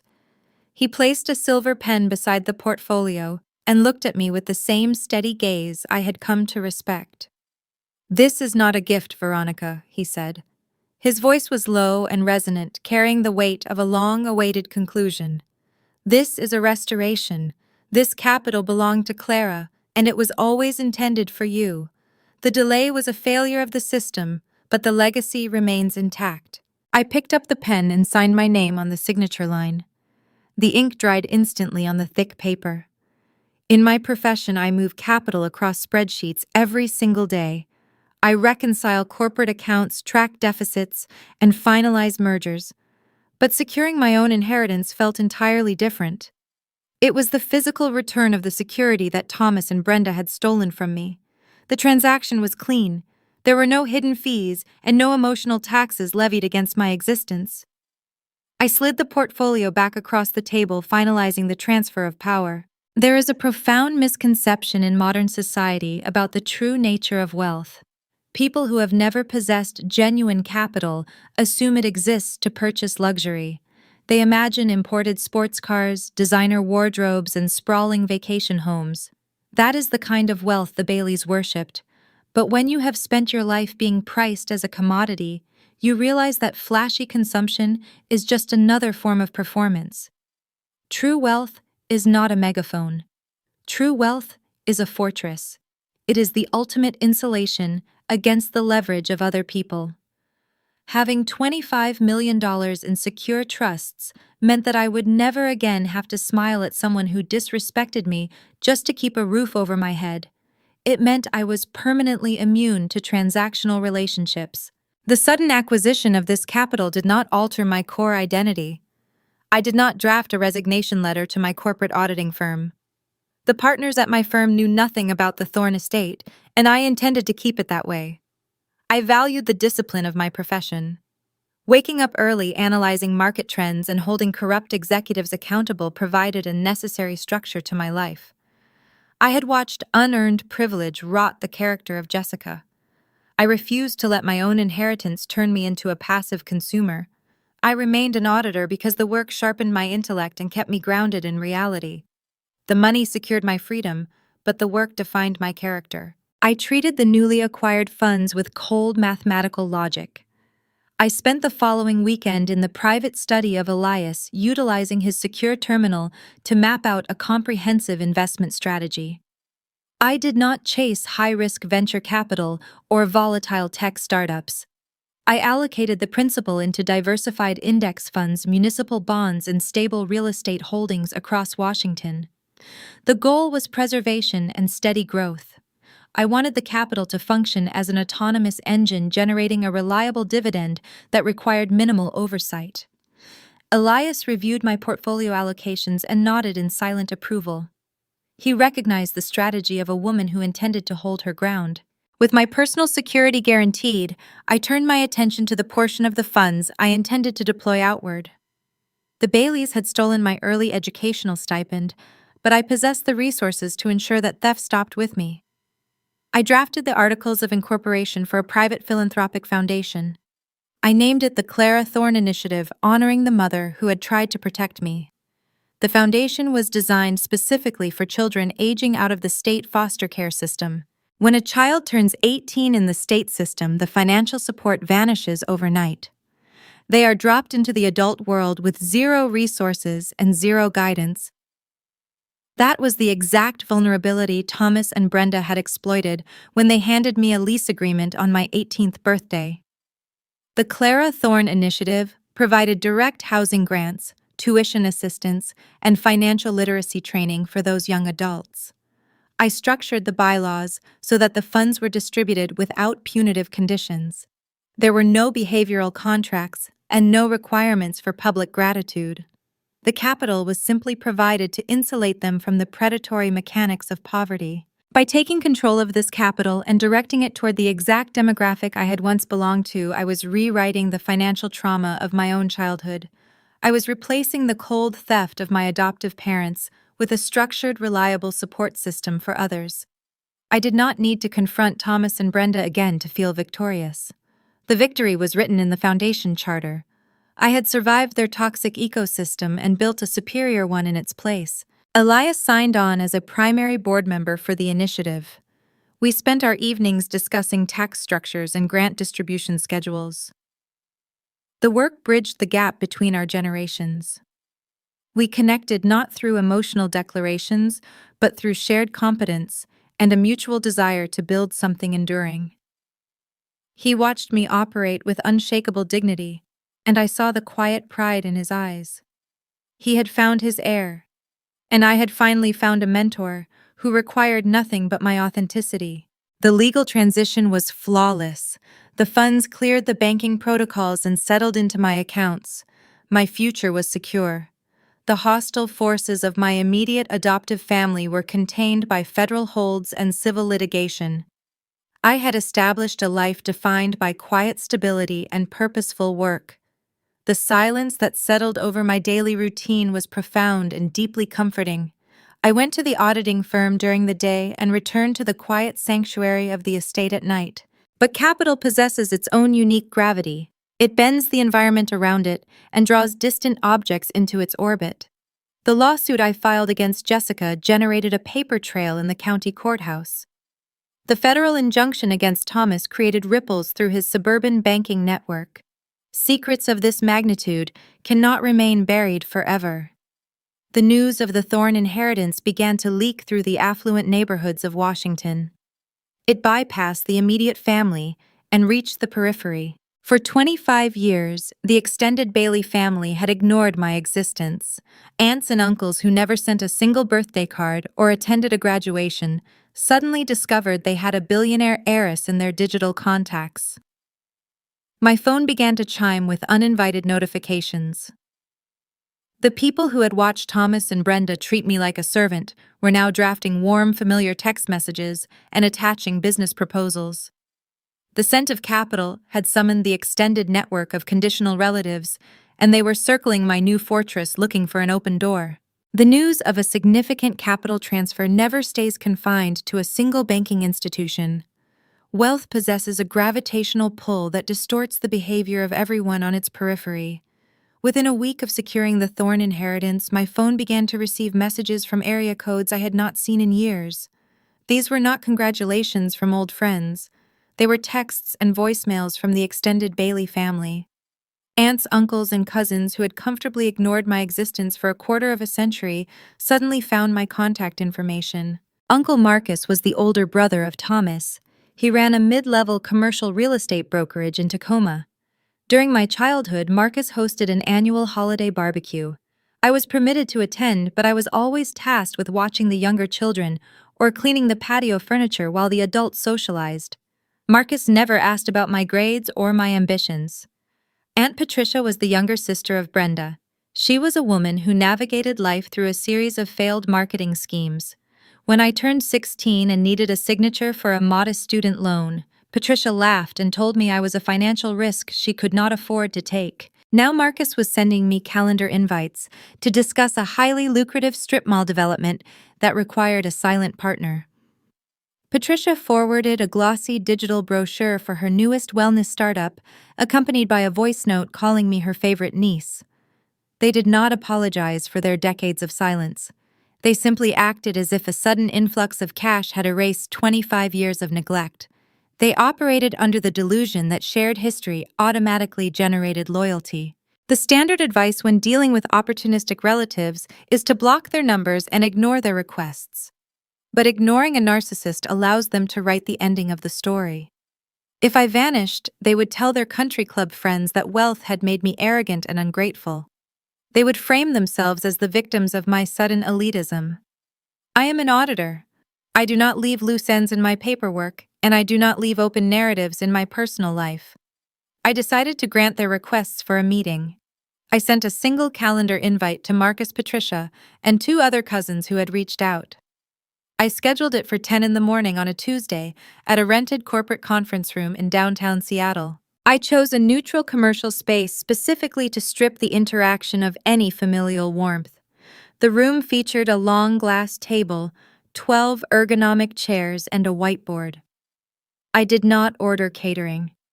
There were no carafes of coffee, no pastries, and no bottled water. A social gathering requires hospitality.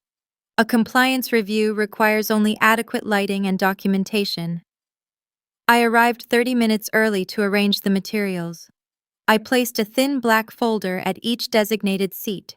Marcus and Patricia arrived together at 5 minutes past 10. They walked into the glass-walled room wearing tailored suits and carrying leather portfolios. They wore bright, expectant smiles. They were ready to perform the role of the loving extended family.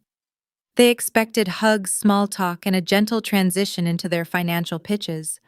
They stopped near the door when they saw the stark, sterile environment. I sat at the head of the glass table wearing a charcoal gray blazer.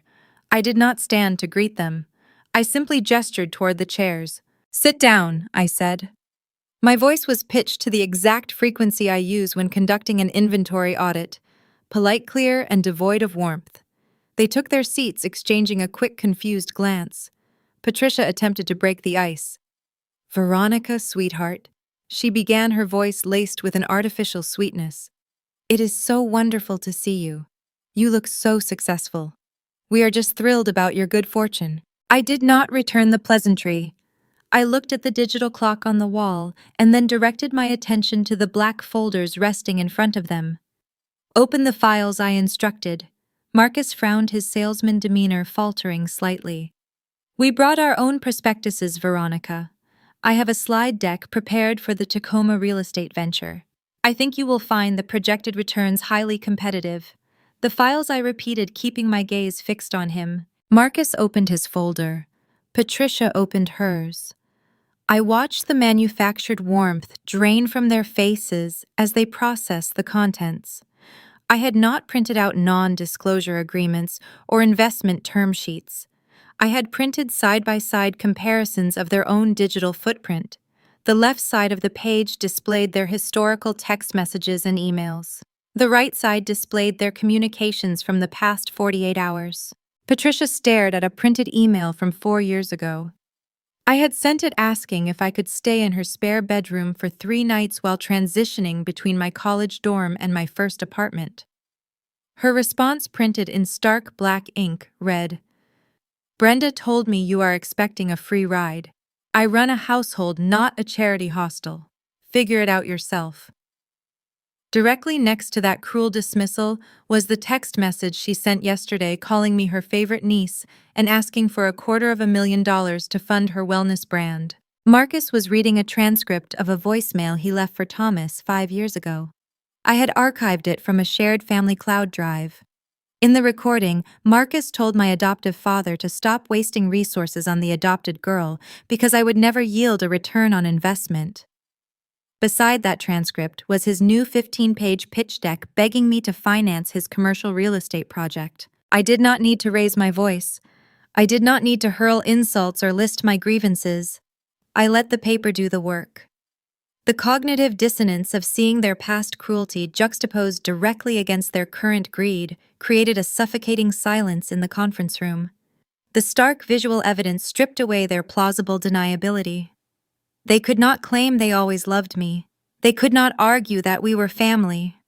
The documents proved that they viewed me as a worthless liability until the exact moment I became a wealthy asset. The phenomenon of the conditional relative is rooted in a profound sense of entitlement. People who share your DNA or happen to occupy the same family tree often mistake proximity for equity. They believe that enduring awkward holiday dinners together gives them a valid claim to your success. They ignore you when you are struggling because your struggle offers them no benefit. The moment you acquire capital, they rewrite history, framing their past indifference as tough love and demanding a share of your harvest. They treat relationships like lottery tickets, hoping a minor initial association will eventually pay out a jackpot. I folded my hands on the top of the glass table. The rustle of paper stopped. Patricia looked down at her lap, her cheeks flushed with a deep, uncomfortable red. Marcus closed his folder, his jaw tight. He recognized that his pitch was dead before he even opened his mouth. Shared history does not equal loyalty. I told them, breaking the silence. A biological or legal connection does not mandate a return on investment. You placed a value on my existence decades ago, and you acted accordingly. I accepted your valuation. I built my life without your support, without your encouragement, and without your funding. I stood up from the leather chair, pushing it in neatly. "I am not a bank," I said, looking at each of them, "and I am no longer accepting applications for a family. Do not contact me again." I picked up my briefcase and walked toward the glass door. I did not look back to see their expressions. I left them sitting in the sterile corporate room, holding the undeniable proof of their own neglect. The folders remained in their hands, functioning as permanent receipts for a transaction they could never complete. By confronting them with their own words, I neutralized the final contingent of the Bailey family. They could not smear my reputation because they knew I held the documentation of their hypocrisy. The periphery was clear. The extended relatives were managed. I stepped into the elevator feeling the crisp efficiency of a closed file. But a forensic audit is a living entity. While I was managing the aunts and uncles, the legal team at the Thorne estate was digging deeper into the primary accounts of Thomas Bailey. The discovery phase of our civil lawsuit was yielding terrifying results. Thomas had not just stolen my adoption stipend. He had used those specific funds to cross-collateralize federal loans for his logistics business. The financial fraud was no longer a private family dispute. It was mutating into a federal crime. As the elevator descended to the lobby, I received a secure message from my lead counsel indicating that the authorities were preparing to intervene. The man who raised me was about to face the destruction of his freedom, forcing Brenda into a desperate corner where she would deploy her ultimate performance. The discovery phase of a civil lawsuit is a brutal mechanical process. Once a judge grants a subpoena, financial secrets can no longer hide behind a veneer of suburban respectability. The litigation team at the Thorne estate initiated a comprehensive extraction of the historical banking records of Thomas Bailey. They pulled digital ledgers, corporate tax returns, and loan applications dating back 25 years. The defense attorneys tried to stall, filing endless motions to protect his privacy, but the federal injunction we established at the restaurant pierced every shield they raised. The data poured into our secure servers in raw, unedited volumes, ready to be audited. I spent a Thursday evening sitting alone in my office dissecting the newly acquired files. Forensic accounting is often described as tedious, but finding the origin point of a fraud offers the same intellectual thrill as solving a complex architectural puzzle. Thomas had always projected the image of a self-made entrepreneur. He held court at neighborhood barbecues, dispensing unsolicited advice about grit and the value of hard work. He claimed he built his regional logistics firm from a single leased delivery truck through his own financial brilliance. The routing numbers told a much darker story. I tracked the initial capitalization of Bailey Logistics. 24 years ago, Thomas was a mid-level manager drowning in consumer debt and facing imminent bankruptcy. The precise month the state finalized my adoption, a lump sum of $250,000 was transferred from the blind trust established by Clara Thorne. The money bypassed a standard savings account and was deposited directly into a newly incorporated business ledger. Thomas did not merely skim a monthly stipend to purchase designer handbags for Jessica. He stole the principal foundation of my inheritance to seed his commercial enterprise. The warehouse lease, the initial fleet of trucks, the employee payroll, all of it was purchased with stolen capital. The financial architecture of their comfortable middle-class existence was built on a crime. The realization hit me with the cold clarity of a balanced ledger. Every instance of financial denial during my childhood was not a symptom of genuine poverty. It was a calculated operational strategy. I remembered being 12 years old and asking Brenda for a new winter coat because the zipper on my old jacket had snapped in half. She sighed, rubbed her temples, and cited the rising cost of household groceries. She told me to wear extra layers and learn the virtue of patience. Sitting at my desk, I cross-referenced that exact date in late November with the corporate ledgers of Bailey Logistics. That same week, Thomas injected $9,000 from my trust into his company to cover a sudden shortfall in vehicle maintenance. When I was 14 and denied the $40 entry fee for a school science trip, Brenda claimed they were tightening their belts. The bank statements proved Thomas was using my money that exact day to pay the premium on his commercial liability insurance. My physical deprivation was their business model. They forced me to endure cold winters and social isolation so they could keep their failing logistics firm afloat. Jessica was the dividend they paid themselves. I was the collateral they leveraged to keep the lights on. The golden child received European vacations and private tutors because Thomas felt wealthy while spending my money. The scapegoat received thrift store clothing because every dollar spent on my basic needs was a dollar diverted from his fraudulent corporate empire. The hypocrisy was breathtaking. They demanded my gratitude for providing a roof over my head while secretly using my birthright to build the actual house. The scope of this theft elevated the conflict from a domestic dispute into a severe criminal liability. Committing wire fraud to fund personal expenditures is a serious civil offense. Utilizing wire fraud across state lines to capitalize a commercial entity and cross-collateralize federal business loans elevates the action to a federal felony. Thomas had submitted falsified asset declarations to regional banks for 2 decades, claiming the Thorn Trust Fund as his own personal liquidity to secure lines of credit. He had lied to the Internal Revenue Service, the Federal Banking Commission, and the state licensing boards.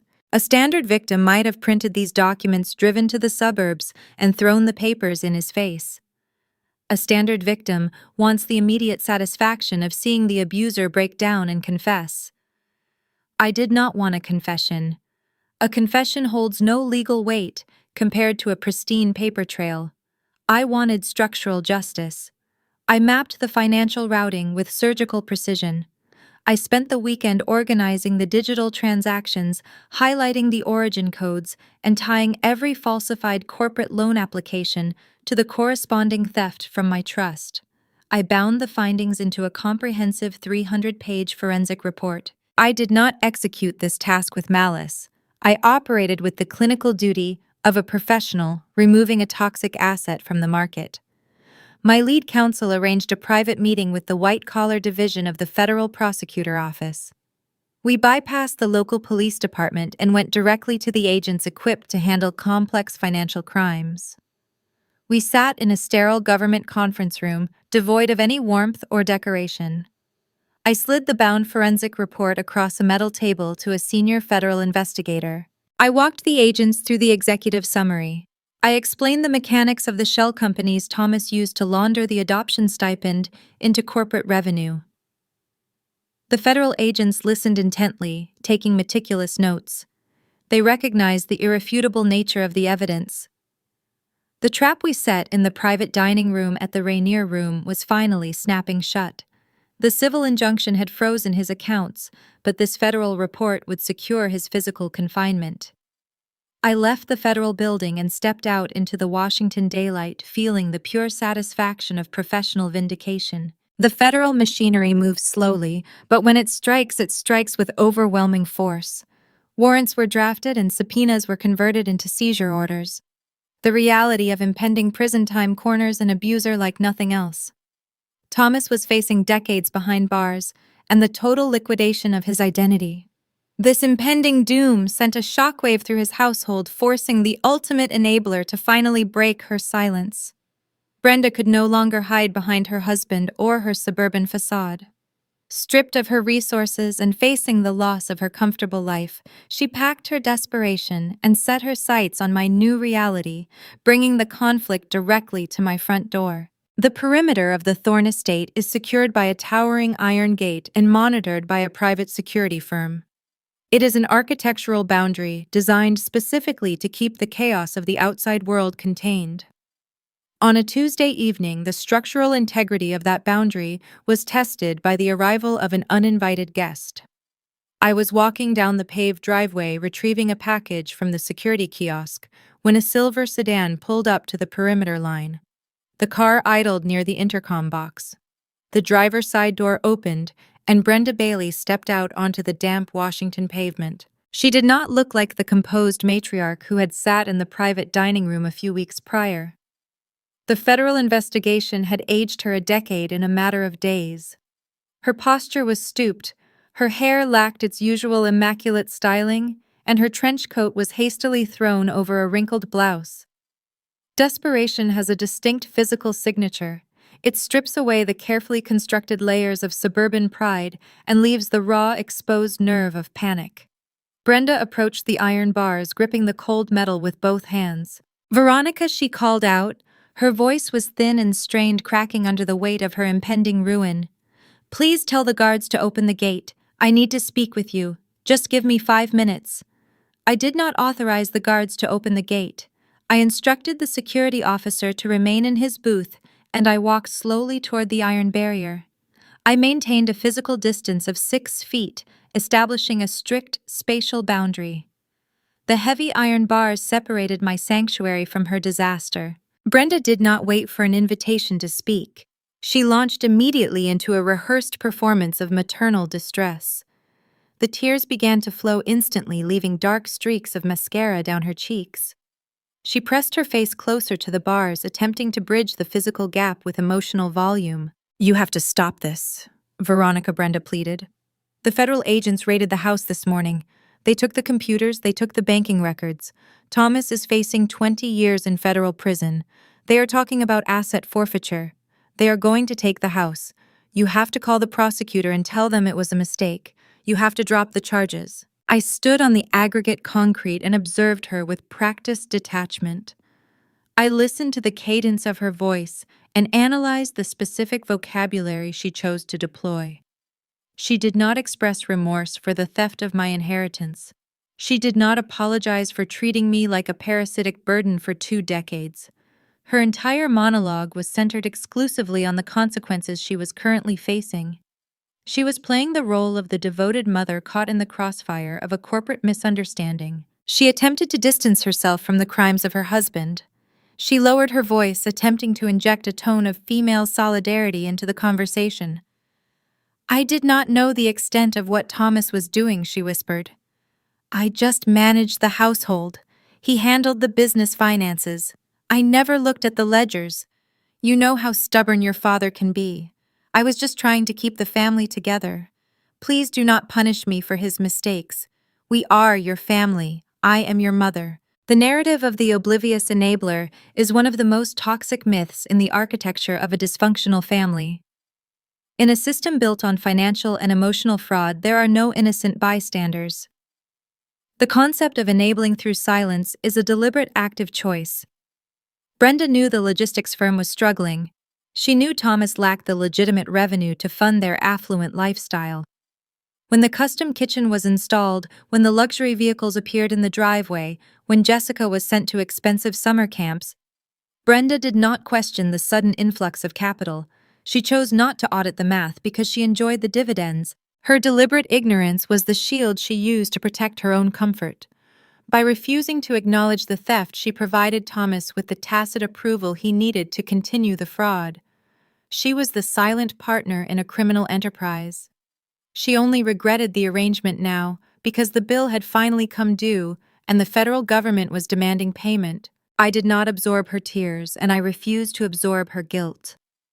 Victims are never obligated to save their abusers from the wreckage they created. Society often places an unfair burden on the target of the abuse, demanding they show mercy and forgive the transgression to maintain familial peace. This expectation forces the victim to pay the emotional penalty for a crime they did not commit. I rejected that premise entirely. My responsibility was to protect my own future, not to subsidize their survival. "You are not a victim, Brenda," I said.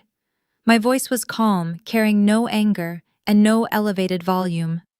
"You are a co-conspirator. You spent 25 years enjoying the luxury purchased with my stolen trust fund. You stood in a private dining room and smirked while you told me I was worthless. You cannot weaponize sentiment now just because the audit is complete." Brenda let out a ragged sob, gripping the iron bars tighter. Her knuckles were white. She tried to interrupt to launch another wave of emotional manipulation, but I held up a single hand, demanding silence. "The federal government is not investigating a domestic dispute," I continued. "They are prosecuting a complex wire fraud operation. I do not possess the authority to drop federal charges even if I wanted to." Thomas submitted falsified loan documents to regional banks. He committed perjury. He stole capital. The machinery of justice is already in motion, and your tears cannot halt a federal indictment. Her sobbing abruptly stopped. The realization that her tears were a useless currency hit her like a physical blow. The artificial warmth she tried to project vanished, leaving a cold, terrifying reality. She stared through the iron bars, realizing that the obedient daughter she had marginalized for 2 decades was truly gone. She was looking at a corporate auditor who viewed her simply as a closed account. "What are we supposed to do?" Brenda asked. Her voice was devoid of emotion, reduced to a flat, hollow whisper. "We have nothing left." "That is a structural problem you will have to solve on your own," I replied. "I suggest you hire a highly competent defense attorney. You are going to need one." I turned my back on her, and began walking up the paved driveway toward the estate. I did not look over my shoulder.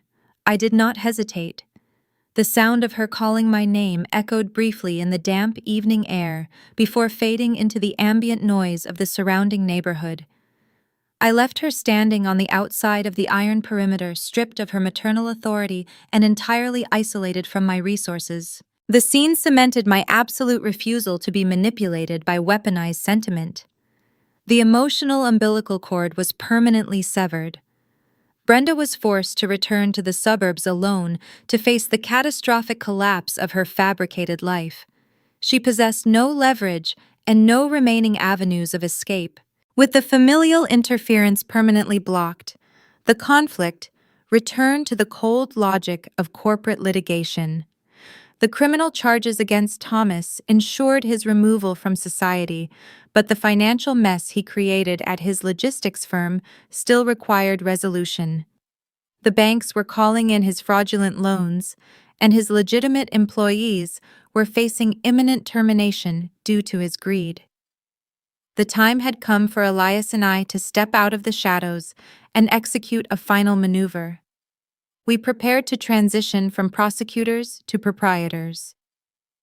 The logistics company that was built on my stolen inheritance was about to face a corporate takeover, completing the transfer of power and proving that structural justice is far more devastating than petty revenge. When a federal agency freezes the operating capital of a commercial enterprise, the business does not die a sudden dramatic death. It suffocates slowly under the weight of missed payrolls and defaulting credit lines. Bailey Logistics was hemorrhaging cash within 72 hours of the federal raid. The regional banks called in their commercial loans. The vendors halted their supply chains, demanding upfront payment that Thomas could no longer provide. The illusion of his self-made empire collapsed, revealing the hollow debt-laden structure underneath. He had no choice but to file for immediate corporate liquidation to satisfy the demands of the prosecutors and his secured creditors. A bankruptcy trustee was appointed to auction off the assets to the highest bidder. This is the exact moment the Thorne estate moved from the periphery to the center of the board. Elias did not use his primary holding company to make the purchase. He deployed a subsidiary investment group to shield our involvement until the final stage of the acquisition. The bankruptcy trustee was desperate to offload the warehouse leases, the delivery fleet, and the remaining client contracts to satisfy the outstanding federal fines. The subsidiary group submitted a highly structured cash offer. Elias purchased the entire operational infrastructure of Bailey Logistics for pennies on the dollar. It was a brutal fire sale. Thomas was stripped of his equity and his executive title in a single stroke of a pen. I volunteered to oversee the transition of the newly acquired assets. I did not take the assignment to gloat over a defeated adversary. I took it because a commercial acquisition requires forensic precision, and I am a professional auditor. I spent 3 days reviewing the employee manifests, the route schedules, and the vehicle maintenance logs. During my review, I found data that clarified the true nature of the Bailey business model. The warehouse staff and the delivery drivers were drastically underpaid. Thomas had denied them basic health benefits and overtime compensation for years, maximizing his own profit margins by exploiting his workforce. The people who actually moved the freight and kept the company solvent were struggling to pay their rent, while Thomas bought imported sedans for his golden child. There is a profound distinction between petty revenge and architectural victory. Petty revenge is an emotional reaction. It seeks to inflict pain and desires to see the other party suffer. Architectural victory is a calculated strategy. It seeks to replace a corrupted structure with a superior one. If I had simply let the logistics company dissolve, 50 innocent workers would have lost their livelihoods just weeks before the end of the year. They were collateral damage in a fraud they knew nothing about. They did not deserve to pay the price for the crimes of their former executive. I used the capital from the Thorne Trust to restructure the payroll. I instituted comprehensive health benefits and secured their employment contracts under the new subsidiary banner. I authorized the immediate replacement of the aging delivery trucks, creating a safer environment for the drivers. I neutralized the man who stole from me while simultaneously elevating the people he had exploited. I transformed a scene of corporate ruin into a functional, profitable enterprise. The final transfer of ownership required a physical signature from the outgoing executive. Thomas was compelled to attend a formal signing at the offices of the bankruptcy trustee to relinquish his remaining corporate claims. The location was a sterile conference room in a municipal building downtown. The room smelled of stale coffee and institutional cleaner, lacking any of the corporate prestige Thomas used to demand. I arrived 15 minutes early, accompanied by the lead corporate attorney for the Thorne estate. I sat at the far end of a laminate table, opening a leather binder containing the acquisition contracts. Thomas walked into the room precisely on time. He was flanked by his court-appointed public defender. The man who had once demanded total obedience at neighborhood barbecues was a hollow shell. His suit jacket hung loosely off his shoulders. His skin held a gray, unhealthy pallor, and the stress of the federal indictment had carved deep lines into his face. The swagger and the false paternal authority were entirely gone. He stopped walking when he saw me sitting at the head of the table. He expected to meet with a faceless corporate representative from the investment group. He did not expect to find the daughter he disowned holding the deed to his entire existence. He pulled out a chair and sat down directly across from me. His public defender opened a briefcase and began organizing documents, unaware of the deep psychological current flowing beneath the surface of the meeting. Thomas stared at me. He was waiting for a reaction. He was searching my face for a smirk, a look of triumph, or a sarcastic comment. He wanted an acknowledgement of my victory, because an acknowledgement would validate his importance. He wanted to know that his ruin mattered to me. He needed to feel that he still occupied a space in my emotional registry, even if that space was defined by hatred. I did not give him the satisfaction of my attention. I treated him exactly like a defaulting debtor. I looked down at the contract, aligning the edges of the paper with methodical care. I slid the document across the laminate table along with a black ink pen. "Sign the relinquishment forms on page 4 and page 7, I said. My voice was pitched to a neutral professional frequency. I did not address him by his name or his former title. I spoke to the space just above his shoulder, treating him as a mandatory administrative task. Thomas picked up the pen. His hand was trembling so fiercely he could barely secure a grip on the plastic barrel. He looked at the contract and then looked back at me. "Veronica," he whispered. His voice was a raw, desperate plea. "Please look at me. I built this company. This is my whole life. You cannot just take it like it is nothing. Please say something to me." I kept my eyes focused firmly on the signature line of the contract. The most devastating weapon you can deploy against a narcissist is genuine indifference. Screaming at them proves they still hold power over your emotions. Arguing with them proves you still value their perspective. Ignoring them, erasing them from your emotional registry entirely is a psychological execution. I did not look at his face. I did not register his plea. I simply tapped the tip of my own pen against the paper, indicating where he needed to sign. He realized in that suffocating silence that he had ceased to exist in my world. He was no longer a father, a threat, or an antagonist. He was just a required signature needed to close a file. A single tear fell from his eye and hit the laminate table. He lowered his head, defeated by a silence he could not manipulate or charm his way out of. He signed the documents. His handwriting was jagged and uneven, lacking the bold, confident strokes he used to display on his fraudulent loan applications. When he finished the last page, he reached into his pocket. He pulled out a heavy ring of brass keys. They were the master keys to the warehouse, the executive suite, and the delivery fleet. He placed them on the table and slowly pushed them across the smooth surface. They stopped inches from my hand. I picked up the keys, dropped them into my briefcase, and closed the clasp with a sharp, definitive click. I stood up from the table, gathered the executed contracts, and turned toward the door.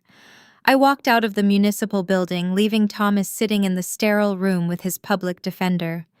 The acquisition was complete. The corporate transition was finalized. Thomas was stripped of his final remaining asset and erased from the commercial registry. The professional vindication was total, but the structural cleanup of the Bailey family was entering its final phase. With the patriarch dismantled and the stolen capital reclaimed, the legal system prepared to issue its final judgments. The sentencing hearing loomed on the horizon, bringing the ultimate social and financial consequences down upon the remaining enablers. Brenda and Jessica were about to experience the full, unshielded reality of life without the stolen foundation they had relied on for 2 decades.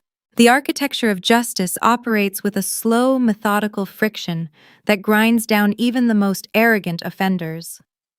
3 months after the corporate acquisition of the logistics firm, the federal prosecutor finalized the sentencing guidelines for Thomas. I sat in the gallery of the Seattle District Court, observing the proceedings from the back row. The judge did not hand down a prison sentence.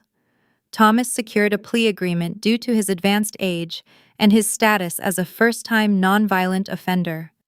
However, the state does not always require a concrete cell to build a prison.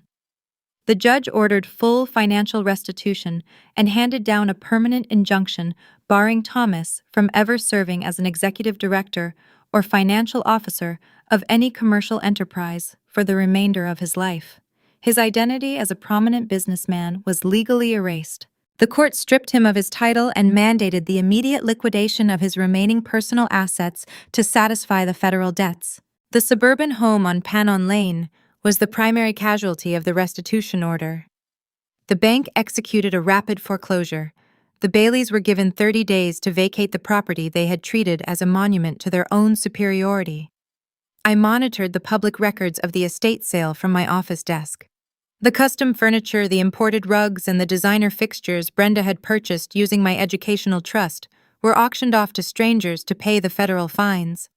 The neighborhood committee members who once attended her lavish holiday parties stood on the sidewalk and watched the moving trucks haul away the remnants of her fabricated life. The social humiliation was thorough, public, and unforgiving. Thomas and Brenda relocated to a cramped 2-bedroom apartment in a noisy industrial suburb, far removed from the manicured lawns they had guarded so fiercely. They traded vaulted ceilings for thin walls and linoleum floors. The collapse of a fraudulent foundation inevitably brings down the adjacent structures. Jessica had spent the previous year planning a lavish destination wedding. Her fiancé was a junior vice president at a regional bank, hailing from a prominent local family.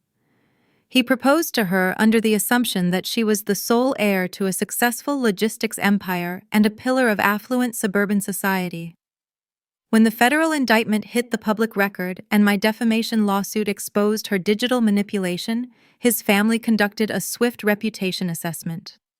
Wealthy families treat marriage as a corporate merger, and Jessica had just become a highly toxic asset. Her fiancé did not stage a dramatic breakup or offer emotional platitudes.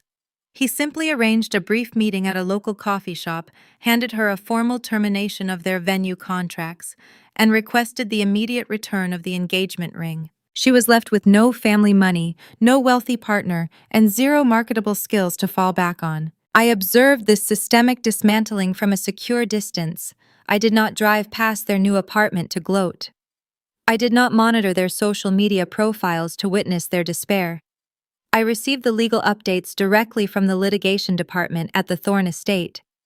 Reading the final asset forfeiture reports, I felt no joy and no triumphant adrenaline.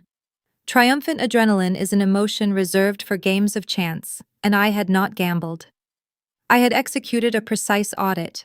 What I experienced was the clean, cold satisfaction of a balanced ledger. The financial deficit they created in my childhood had been recalculated, and the debt was formally settled.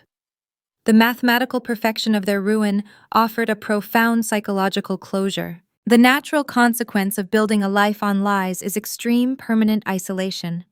Thomas and Brenda believed their stolen wealth commanded loyalty and respect. They failed to realize that when you purchase your friends with fraudulent capital, those friends evaporate the moment the checks bounce. They had alienated the only daughter capable of managing a crisis in order to protect a daughter who collapsed at the very first sign of adversity.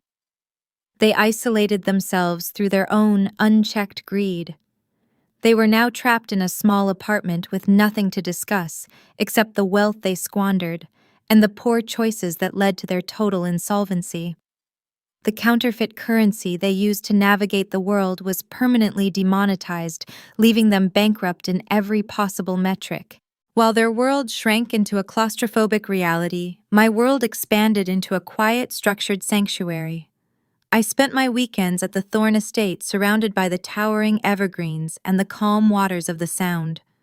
The mornings were dedicated to reviewing grant applications for the Clara Thorne Initiative. Elias and I sat at the long mahogany table discussing the future of the philanthropic foundation. He treated my opinions with unwavering respect. He challenged my assumptions and encouraged my analytical methods. For the first time in my entire life, I occupied a space where my intellect was valued more than my utility. I was not a tool used to generate comfort for someone else. I was an equal partner in building a lasting legacy. The conflict that had defined my existence for 2 decades was fully resolved. The hostile actors were neutralized and faded into irrelevance. The trauma of my past was no longer an active threat. It was simply a closed file stored in an archive I no longer needed to visit. I had built a new life entirely on my own terms, protected by an impenetrable fortress of capital and competence. The quiet stability of my daily routine felt like a hard-won victory. I went to work, I managed my portfolio, and I cultivated genuine connections with people who asked for absolutely nothing in return. But the geometry of life often brings us back to our points of origin to test the structural strength of our new foundations. 6 months after the final court decree, the senior partners at my auditing firm offered me a significant promotion. I was elevated to a director position, managing complex corporate acquisitions across the region. It was a professional milestone that required a proper celebration. Elias insisted on hosting a private dinner to mark the occasion. He tasked his executive assistant with securing a reservation at one of the most exclusive venues in downtown Seattle. The assistant booked a private dining room at the Rainier Room. It was the exact location where Thomas and Brenda had attempted to discard me the year prior. I agreed to the venue because returning to the scene of a former trauma without fear is the ultimate test of immunity. I prepared to walk back into that restaurant, expecting a quiet evening with my chosen family. I did not anticipate that the city possessed a sharp sense of irony and that the past was preparing to serve me one final unexpected course. Returning to the scene of a former trauma is the ultimate metric of personal immunity. The architecture of the Rainier Room had not changed in the 12 months since I last walked through its doors. The downtown Seattle establishment maintained its heavy oak paneling, its dim ambient lighting, and its hushed atmosphere of exclusive commerce. I walked down the carpeted corridor toward the private dining suites, feeling the steady rhythm of my own pulse. I was not bracing for an ambush. I was not carrying a forensic audit in my briefcase. I was carrying the quiet, unshakable confidence of a woman who had successfully restructured her entire existence. I stepped over the threshold into the private suite. It was the exact same room where Thomas and Brenda had attempted to discard me. The same white tablecloth draped the center table. The same leather chairs surrounded the perimeter. But the cast of characters had been entirely rewritten. I was no longer sitting across from hostile liabilities. I was hosting a celebration. To my right sat Elias, holding a crystal glass of sparkling water and discussing a recent real estate acquisition. To my left sat David, the chief legal counsel for the Clara Thorne Initiative. Across from me was Sarah, the senior managing partner at my auditing firm, who had just approved my promotion to the director level. This was my chosen ecosystem. It was a table populated by individuals who valued competence, integrity, and structural logic. We did not communicate through passive-aggressive remarks or weaponized guilt. We spoke about municipal bonds, philanthropic grants, and market forecasts. I leaned back in my chair, listening to the steady cadence of their conversation, and experienced the profound luxury of safety. The promotion was a significant professional milestone, granting me oversight of complex corporate mergers across the entire Pacific Northwest. I had earned the position through discipline and an uncompromising work ethic. The Thorne inheritance provided my security, but my career provided my purpose. The dinner reservation was scheduled for 8 o'clock. The restaurant operated on a strict protocol of hospitality, ensuring that the first course arrived with perfect timing. At 2 minutes before the hour, the brass handle of the heavy oak door turned. The hinges glided open without a sound. A waitress stepped into the room, carrying a wide silver tray loaded with crystal water goblets and linen napkins. She wore the standard uniform of the establishment: a crisp white button-down shirt, a black tailored vest, and a dark apron tied securely around her waist. Her hair was pulled back into a strict utilitarian bun to comply with the health code. A silver name tag rested on her left lapel. I did not need to read the engraved letters to identify the woman standing in the doorway. It was Jessica. The collapse of the Bailey family had followed the unforgiving laws of economic gravity. When the federal court liquidated the assets of Thomas and the bank foreclosed on the suburban home, the artificial safety net holding Jessica suspended above reality was permanently removed. Her wealthy fiancé had canceled their wedding and severed all ties. She possessed no collegiate degree of value. She held no professional references. She had spent her entire adult life treating retail workers and restaurant staff with undisguised contempt, believing she was inherently superior to manual labor. The universe possesses a sharp sense of irony. Stripped of her stolen trust fund and her fabricated social status, the golden child was forced to enter the service economy just to secure a basic hourly wage. She was now carrying water for the demographic she used to pretend she belonged to. Jessica took 3 steps into the private suite before her eyes registered the faces of the guests seated at the table. Her gaze swept past David and Sarah, landing directly on my face. The physical reaction was instantaneous. Her forward momentum halted completely. The silver tray in her hands tilted a fraction of an inch, causing the ice in the crystal goblets to chime sharply against the glass. The sound was brittle and fragile, echoing in the sudden quiet of the room. She stood paralyzed on the carpet. The color drained from her face, leaving her skin a pale, sickly white. Her eyes widened, projecting a mixture of absolute horror and profound humiliation. In the architecture of her mind, this was the worst possible scenario.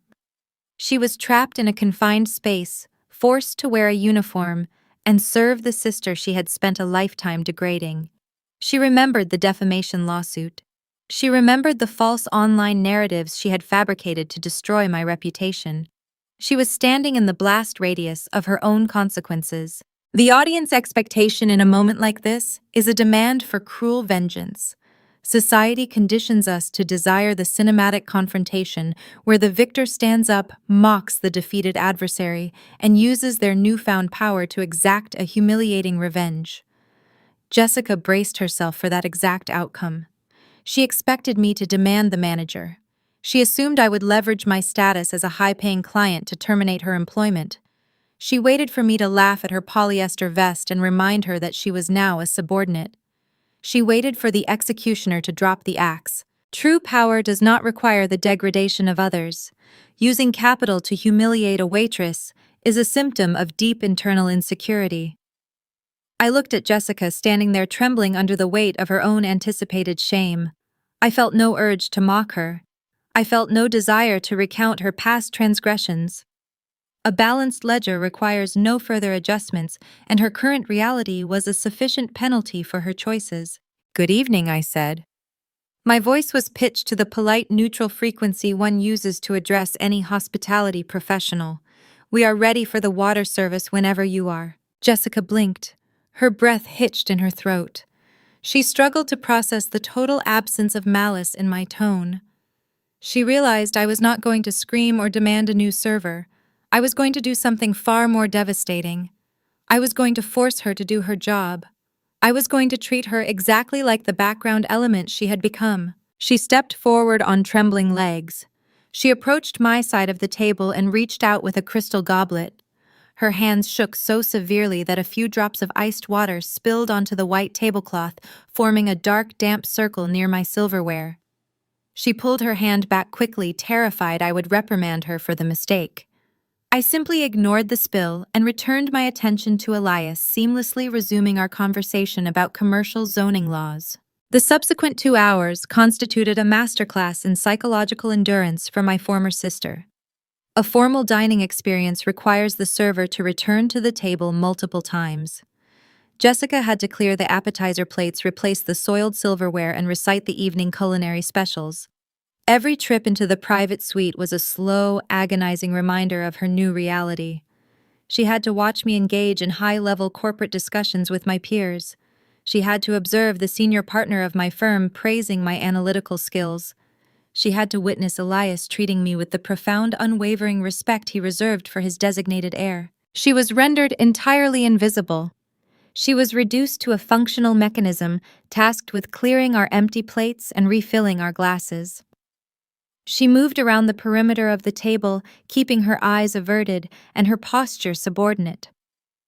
She was witnessing the vibrant, successful life I had built entirely without her family, and she was forced to facilitate our comfort while earning a minimum wage. When the dessert plates were finally cleared, Jessica returned to the room carrying a black leather folio containing the final check. She walked to the head of the table and placed it near my right hand.